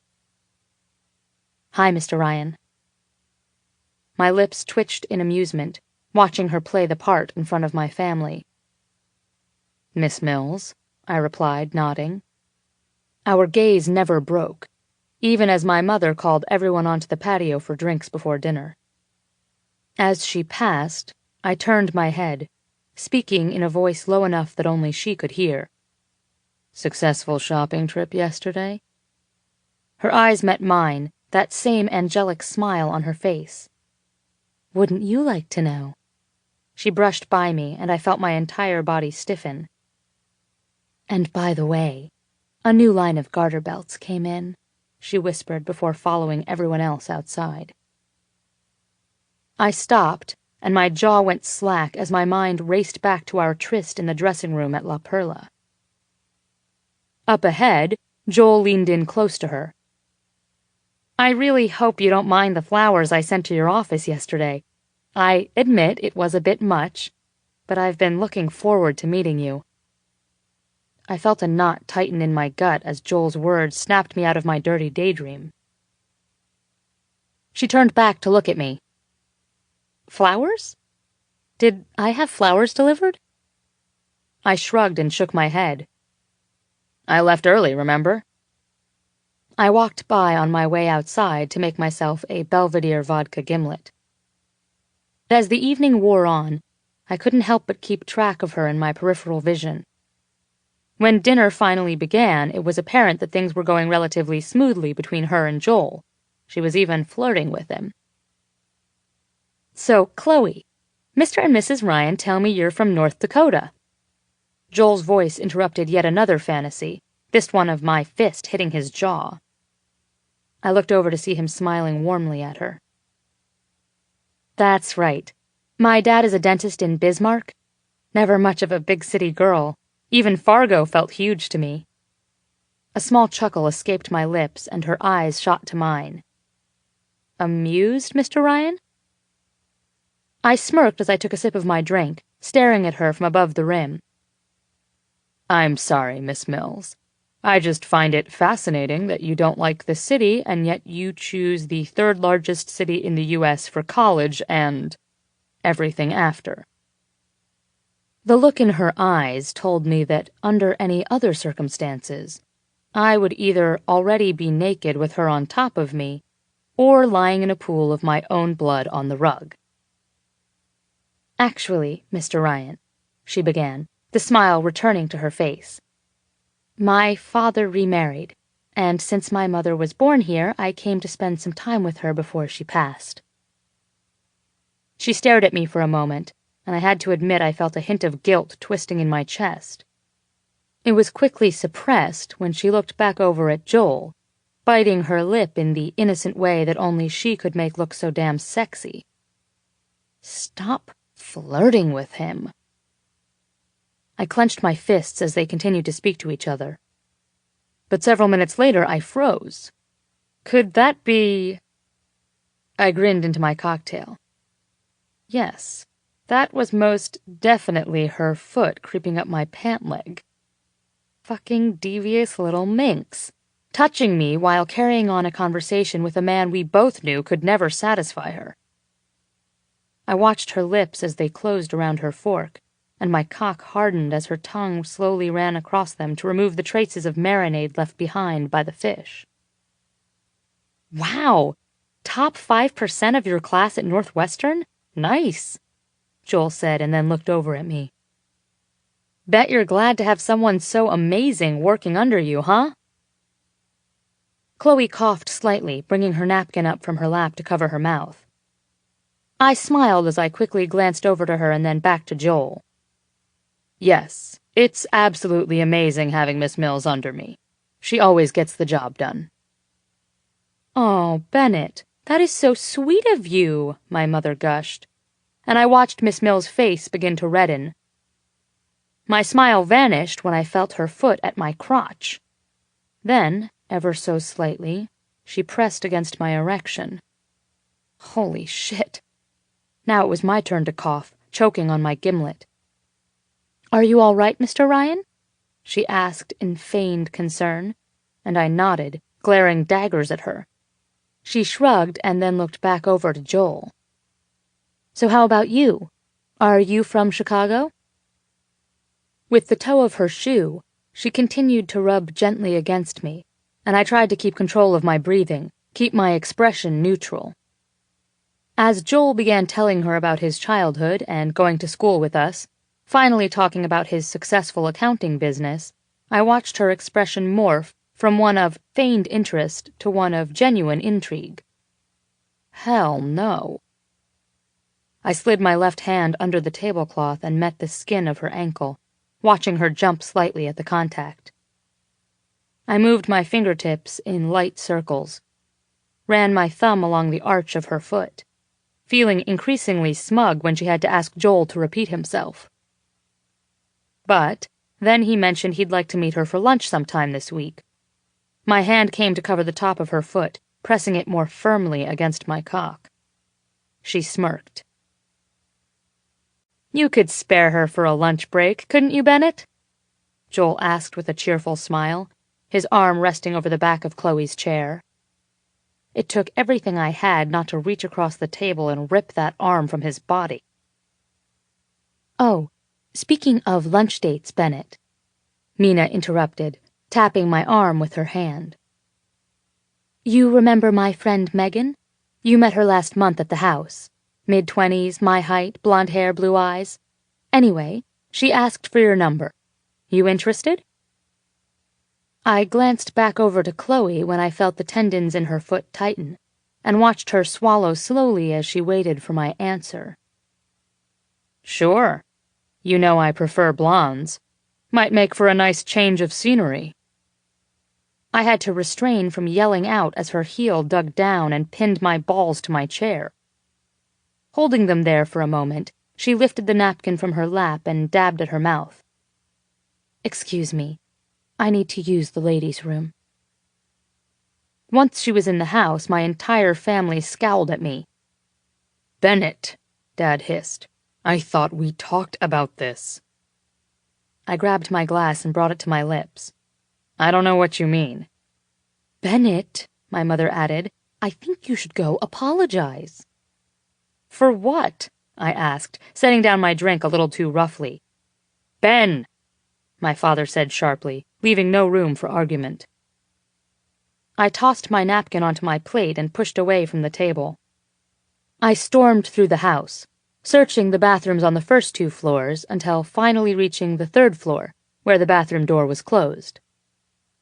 Standing outside, my hand resting on the knob, I debated with myself. If I went in there, what would happen? There was only one thing I was interested in, and it sure as hell wasn't apologizing. I thought about knocking, but knew for a fact she wouldn't invite me in. I listened carefully, waiting for any noise or sign of movement from inside. Nothing. Finally, I turned the knob, surprised to find it unlocked. I'd only been in this bathroom a few times since my mother had remodeled it. It was a beautiful modern room with a custom-built marble counter and a wide mirror covering one wall. Above the vanity table was a small window that overlooked the patio and grounds below. She was sitting on the padded bench in front of the table, staring out at the sky. "Here to grovel?"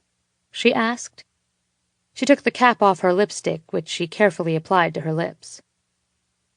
"I was sent to check on your delicate petal feelings." I reached behind me to turn the lock on the bathroom door, the audible click ringing in the silent room. She laughed, meeting my eyes in the mirror. She looked completely composed, but I could see the rise and fall of her chest. She was every bit as worked up as I was.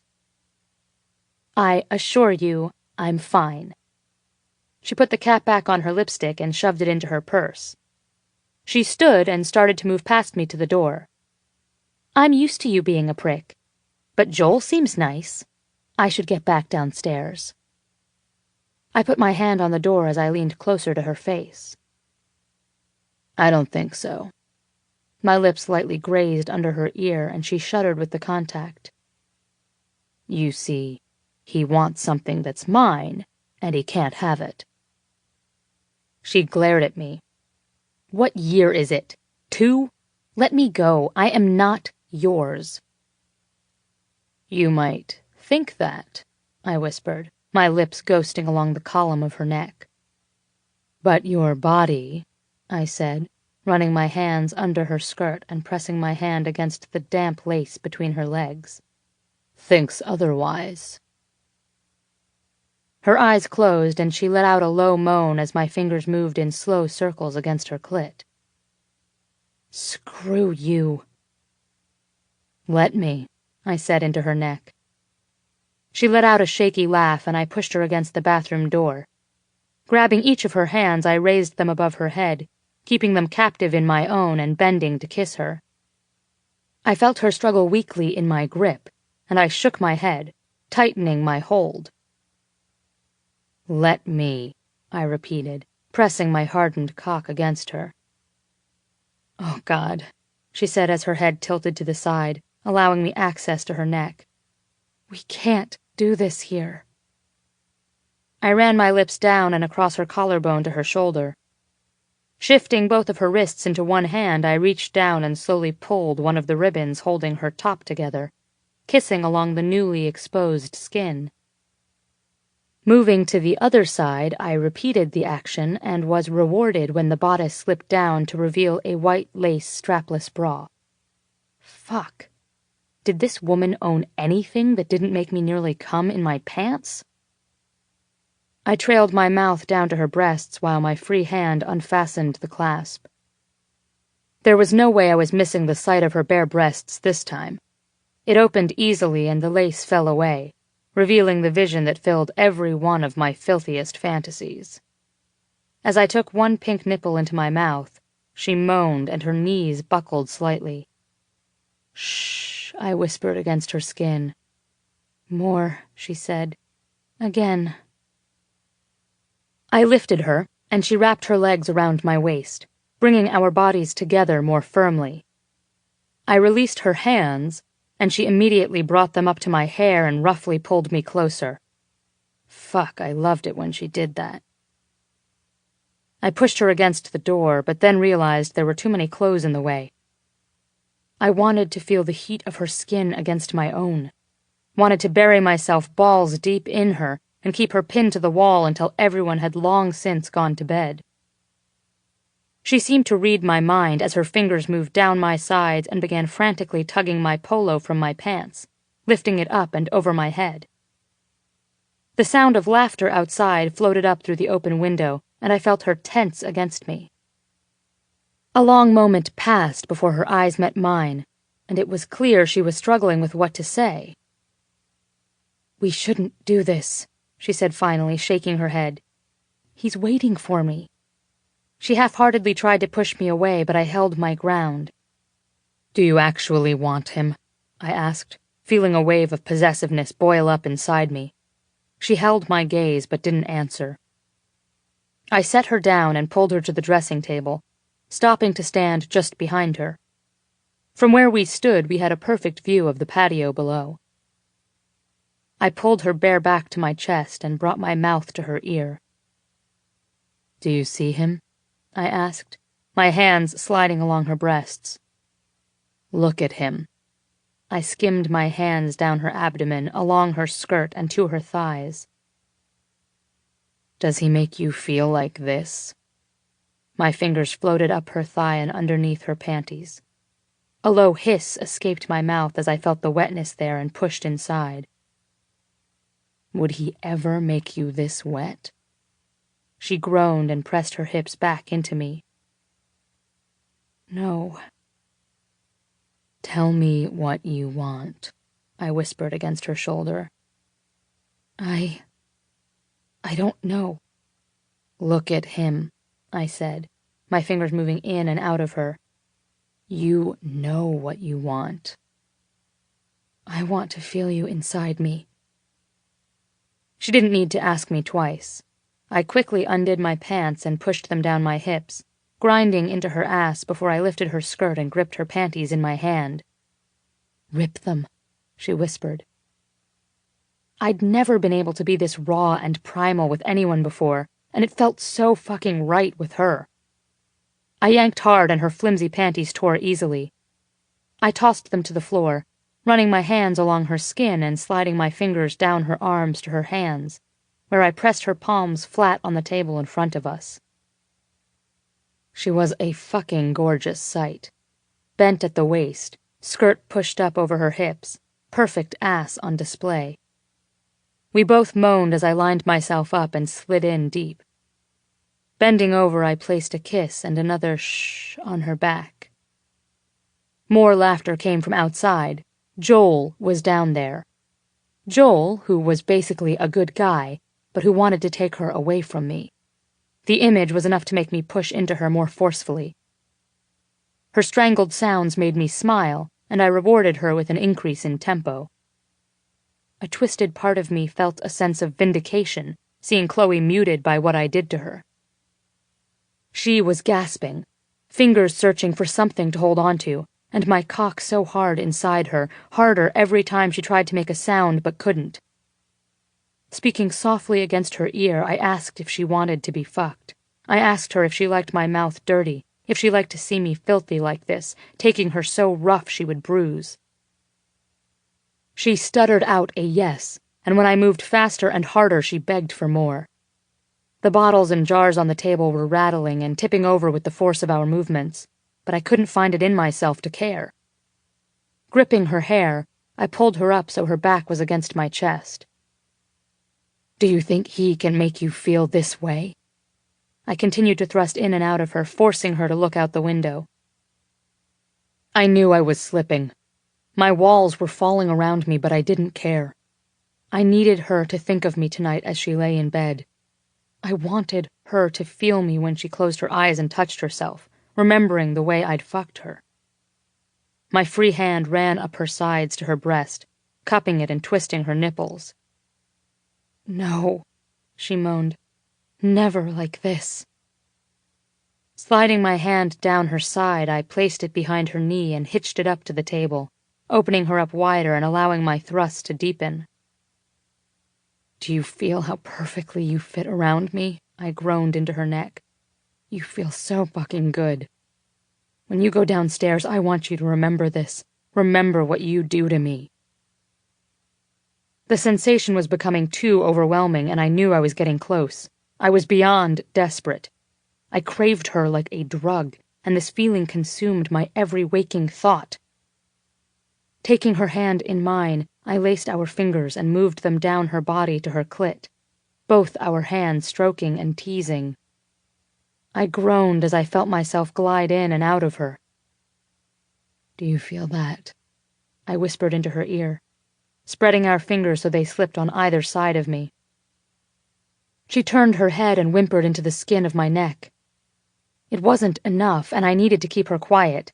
Removing my hand from her hair, I gently covered her mouth and placed a kiss against her flushed cheek. She let out a muffled cry, the possible sound of my name as her body tensed and then tightened all around me. After her eyes closed and her lips relaxed into a satisfied sigh, I started taking what I needed.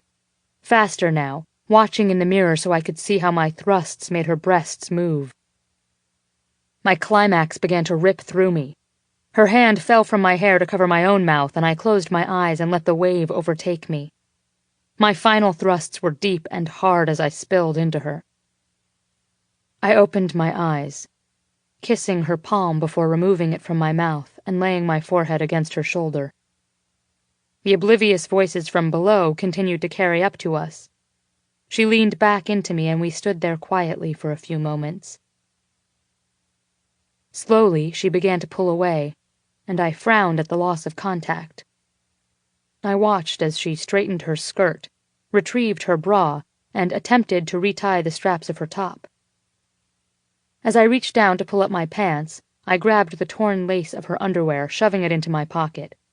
She was still struggling with her dress, and I walked over, brushing her hands away and retying the straps without meeting her gaze. The room was suddenly too small, and we glanced at each other once in an uncomfortable silence. I reached for the knob, wanting to say something, anything, to fix this. How could I ask her to fuck me and only me, and not expect anything else to change? Even I knew asking for that was likely to earn me a swift kick to the nuts. But the language for what I felt when I saw her with Joel wasn't crystallizing fast enough. My mind was blank. Frustrated, I opened the door. We both stopped short at the sight before us. There, standing outside the doorway, arms folded and eyebrow raised knowingly, was Mina.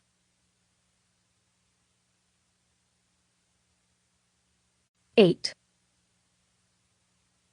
The moment he opened the door and we came face to face with Mina, I froze. "What exactly were you two doing in there?" she asked, her eyes moving between the two of us. A recap of all she could have heard flashed through my head, and I felt a burst of heat spread along my skin. I chanced to look over to Mr. Ryan as he did the same, then turned back to Mina and shook my head. "Nothing, we needed to talk. That's all." I tried to play it off, but knew the tremor in my voice gave me away. "Oh, I heard something in there, but it certainly wasn't talking," she said, smirking. "Don't be ridiculous, Mina. We were discussing an issue at work," he said, trying to move around her. "In the bathroom?" she asked. "Yes. You sent me up here to find her. This is where I found her." She shifted in front of him, blocking his path. "Do you think I'm stupid? It's no secret that you two don't discuss anything. You yell. So, what? Are you two, like, dating now?" "No," we both yelled at once, our eyes meeting for a brief moment before quickly darting away. "So, you're just fucking then," she said, and it seemed that neither of us could find the words to reply. The tension in that hallway was so heavy I briefly considered how much damage a jump from a third-story window could do. For how long? Mina, he began, shaking his head. And for once, I actually felt bad about his discomfort. I'd never seen him look like this before. It was as if all this time it really hadn't occurred to him that there could be consequences outside of our own turmoil. How long, Bennett? Chloe, she said, looking between us. I started, but just what? How could I explain any of this? We made a mistake. It was a mistake. His voice cut through my thoughts, and I looked over to him in shock. Why did it bother me so much that he said it? It was a mistake. And yet, hearing him say that hurt. I couldn't tear my eyes away as she began to speak. Mistake or not, it needs to stop now. What if I'd been Susan? And Bennett, you're her boss. Have you forgotten that? She exhaled deeply. Look, you two are adults, and I don't know what's going on here, but whatever you do, do not let Elliot find out. A wave of nausea hit me at the idea of Elliot ever finding out about this, at how disappointed he'd be. I couldn't bear that. That won't be a problem, I said, purposefully avoiding Bennett's gaze. I intend to learn from my mistake. Excuse me. I moved past them and toward the stairs, anger and hurt settling like a lead weight deep in my stomach. The strength of my work ethic and motivation had always buoyed me through hard times in my life. Breakups, the death of my mother, rough patches with friendships. My value as an employee of RMG was now tinged with self-doubt. Was I making him see me differently because I was fucking him? Now that he'd seemed to register, finally, that if others knew about us it could be bad for him, would he start to question my judgment more globally? I was smarter than this. It was time I started acting like it. I composed myself before stepping outside and returning to my seat beside Joel. Everything all right? He asked. I turned my head, letting myself look at him for a moment. He was really quite cute. Neatly combed dark hair, a kind face, and the most beautiful blue eyes I'd ever seen. He was everything I should be looking for. My gaze shot up a moment later as Mr. Ryan returned to the table with Mina, but I quickly looked away. Yeah, I'm just not feeling well, I said, turning back to Joel. I think I might need to call it a night. Here, he said, standing to pull out my chair. I'll walk you to your car. I said my goodbyes, feeling the unfamiliar shape of Joel's palm on the small of my back as we walked into the house. Once in the driveway, he gave me a shy smile and took my hand. It was really nice meeting you, Chloe. I'd like to call you sometime and maybe have that lunch. Let me see your phone, I said. Part of me felt bad for doing this, having been with one man upstairs not even 20 minutes ago and now giving my number to another. But it was time to move past this, and a lunch date with a nice guy seemed like a good place to start. His smile widened as I handed him his phone, and he gave me his card in return. Taking my hand, he lifted it to his lips. I'll call you Monday, then. Hopefully your flowers aren't completely wilted. It's the thought that counts, I said, smiling.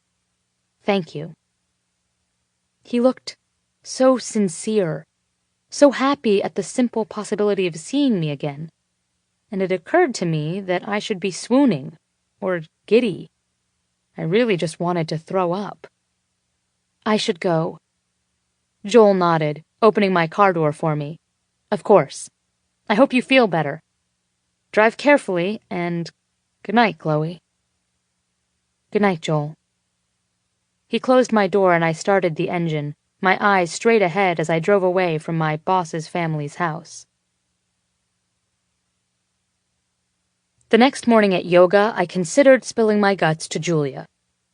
I'd felt reasonably certain I could handle things on my own, but after an entire night of staring at the ceiling and completely freaking out, I realized I needed to confide in someone.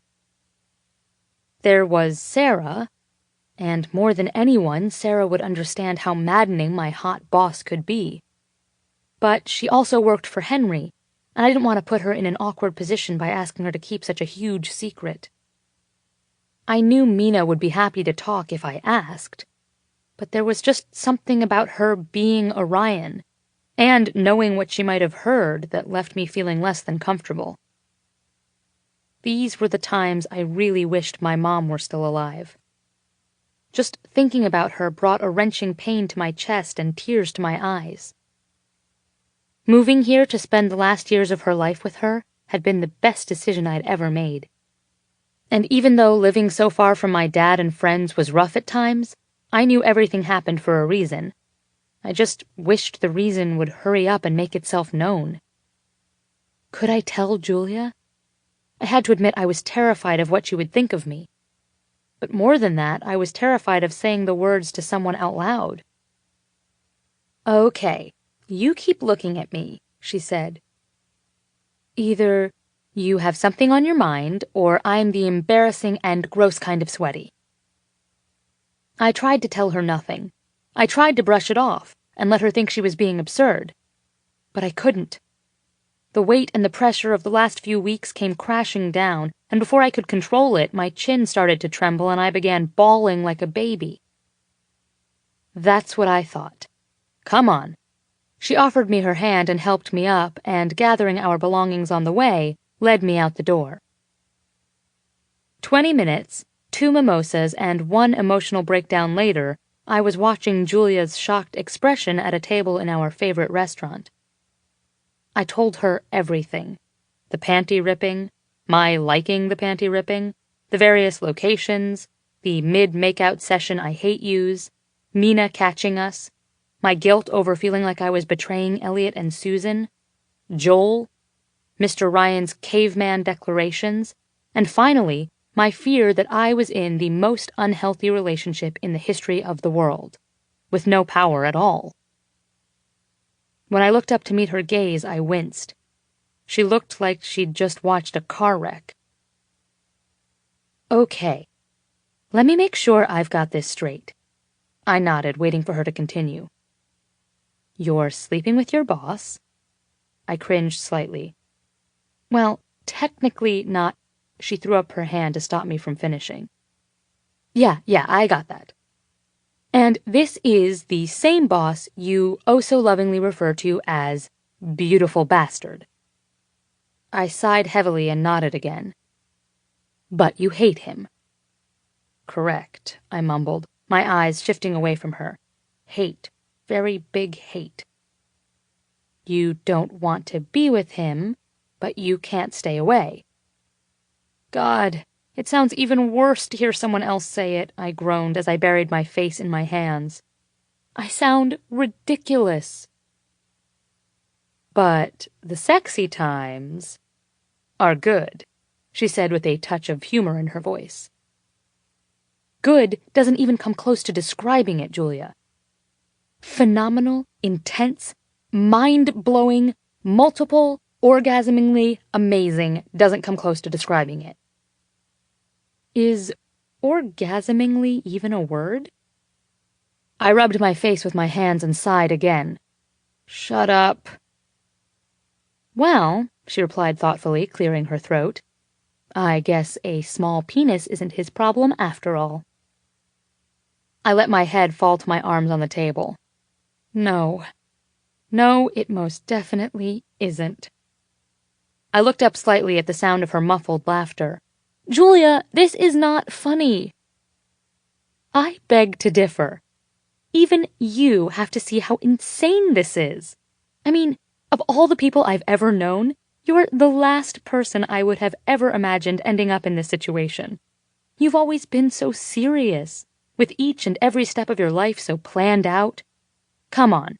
You've only had a few real boyfriends, all of whom you've been with for what everyone considered a really silly amount of time before you slept with them. This man must be something else. I know there's nothing wrong with having a purely sexual relationship with someone. I can handle that. And I know that I can at times be overly controlled. But it's the fact that I feel I have no control over myself when I'm with him. I mean, I don't even like him, and yet I keep going back. Julia took a sip of her mimosa, and I could practically see the wheels turning as she considered everything I'd told her. What matters to you? I looked up to her, understanding. My job, my life after this, my sense of value as an employee, knowing my contribution matters. Can you feel good about those things and still fuck him?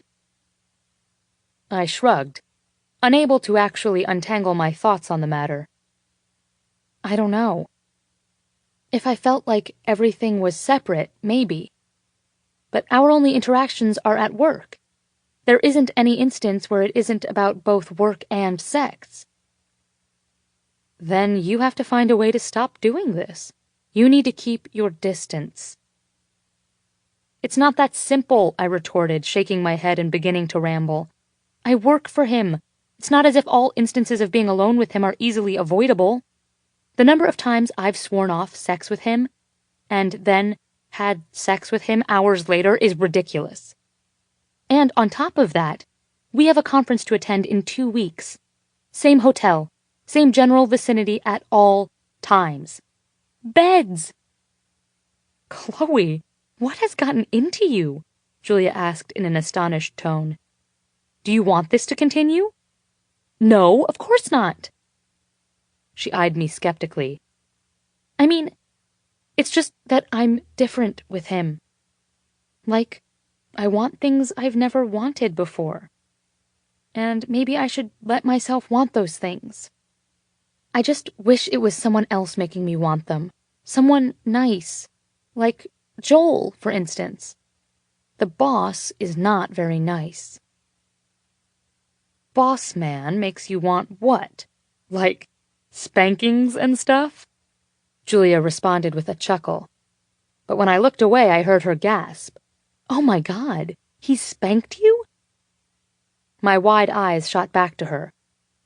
A little louder, Julia. I don't think the guy in the back heard you. As soon as I was sure no one was looking, I smoothed loose tendrils of hair back from my forehead.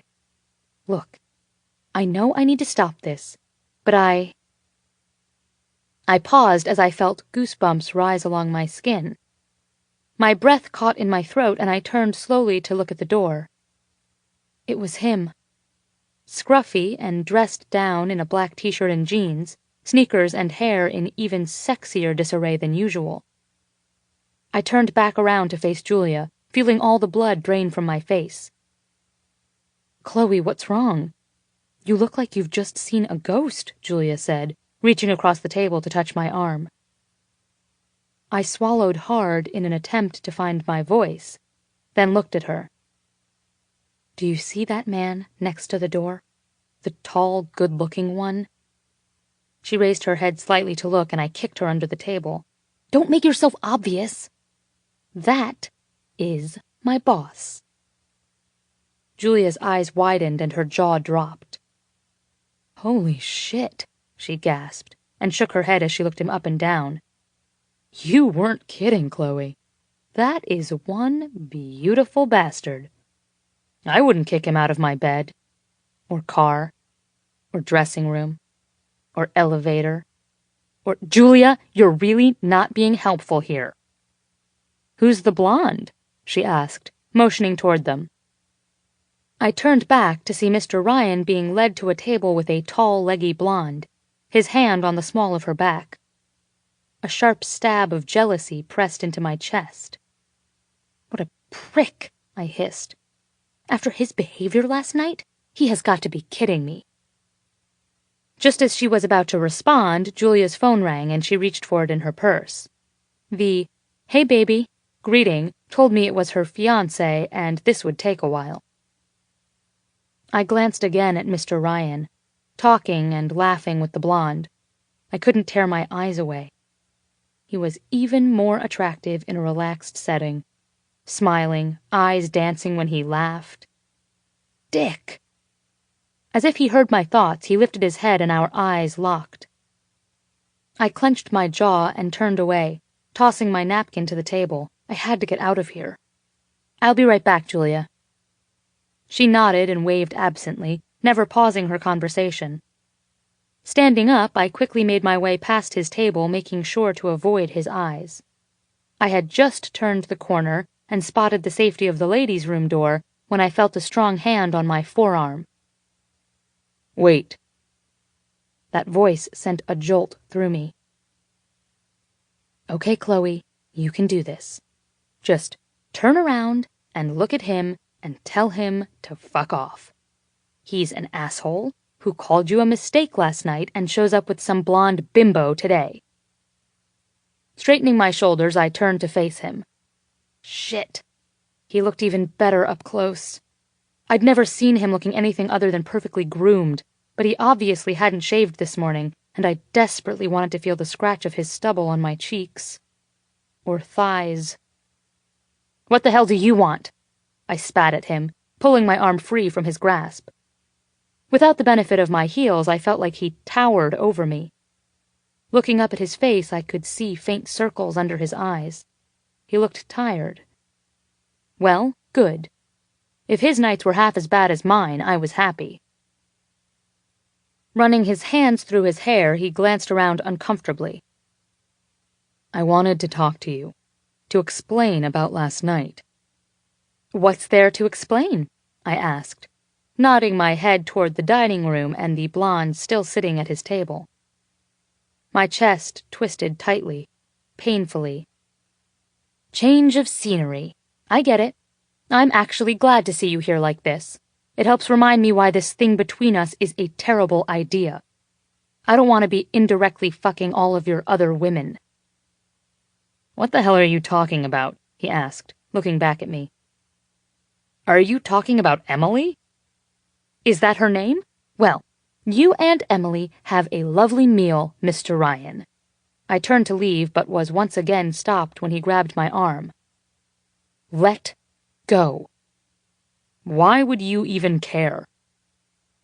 Our argument had begun to attract attention from the staff passing through to the kitchen. After a quick glance around, he pulled me into the ladies' room and locked the door. Fantastic, another bathroom. I shoved him away when he stepped closer. What do you think you're doing? And what do you mean, why would I care? You fucked me last night, told me all about how I couldn't possibly want to go out with Joel, and now you're here with someone else? I let myself forget you're a man whore.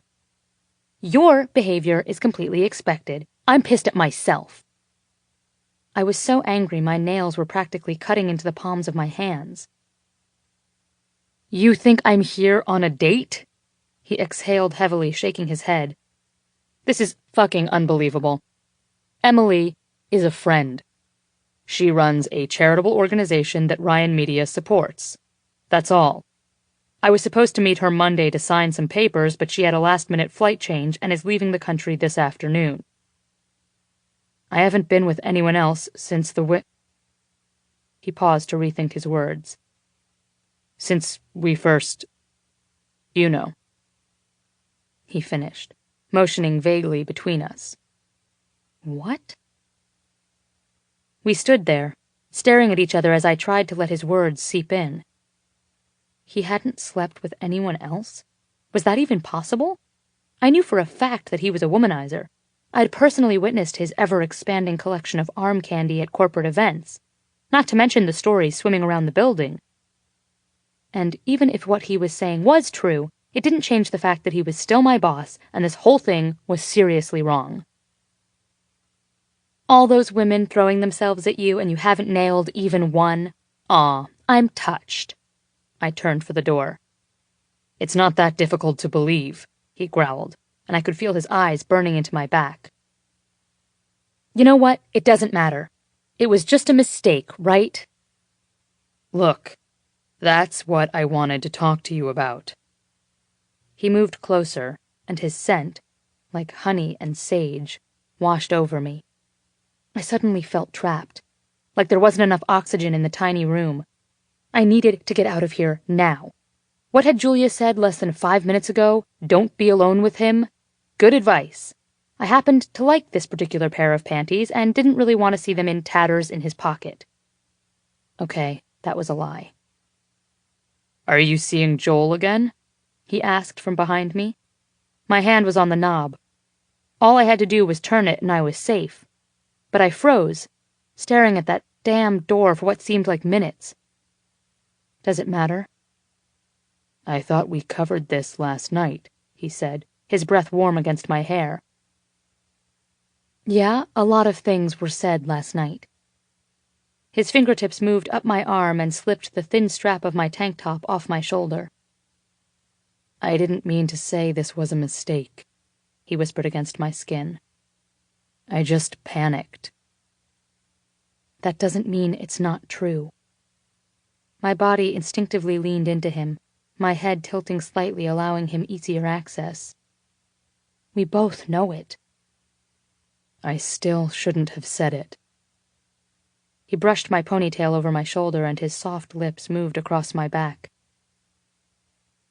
Turn around. 2 words. How was it possible that 2 simple words could make me question everything? It was one thing for him to press me against a wall or forcefully grab me, but now he was putting everything in my court. Biting my lip hard, I tried to bring myself to turn the handle. My hand actually twitched before it fell to my side in defeat. I turned and looked up to meet his eyes.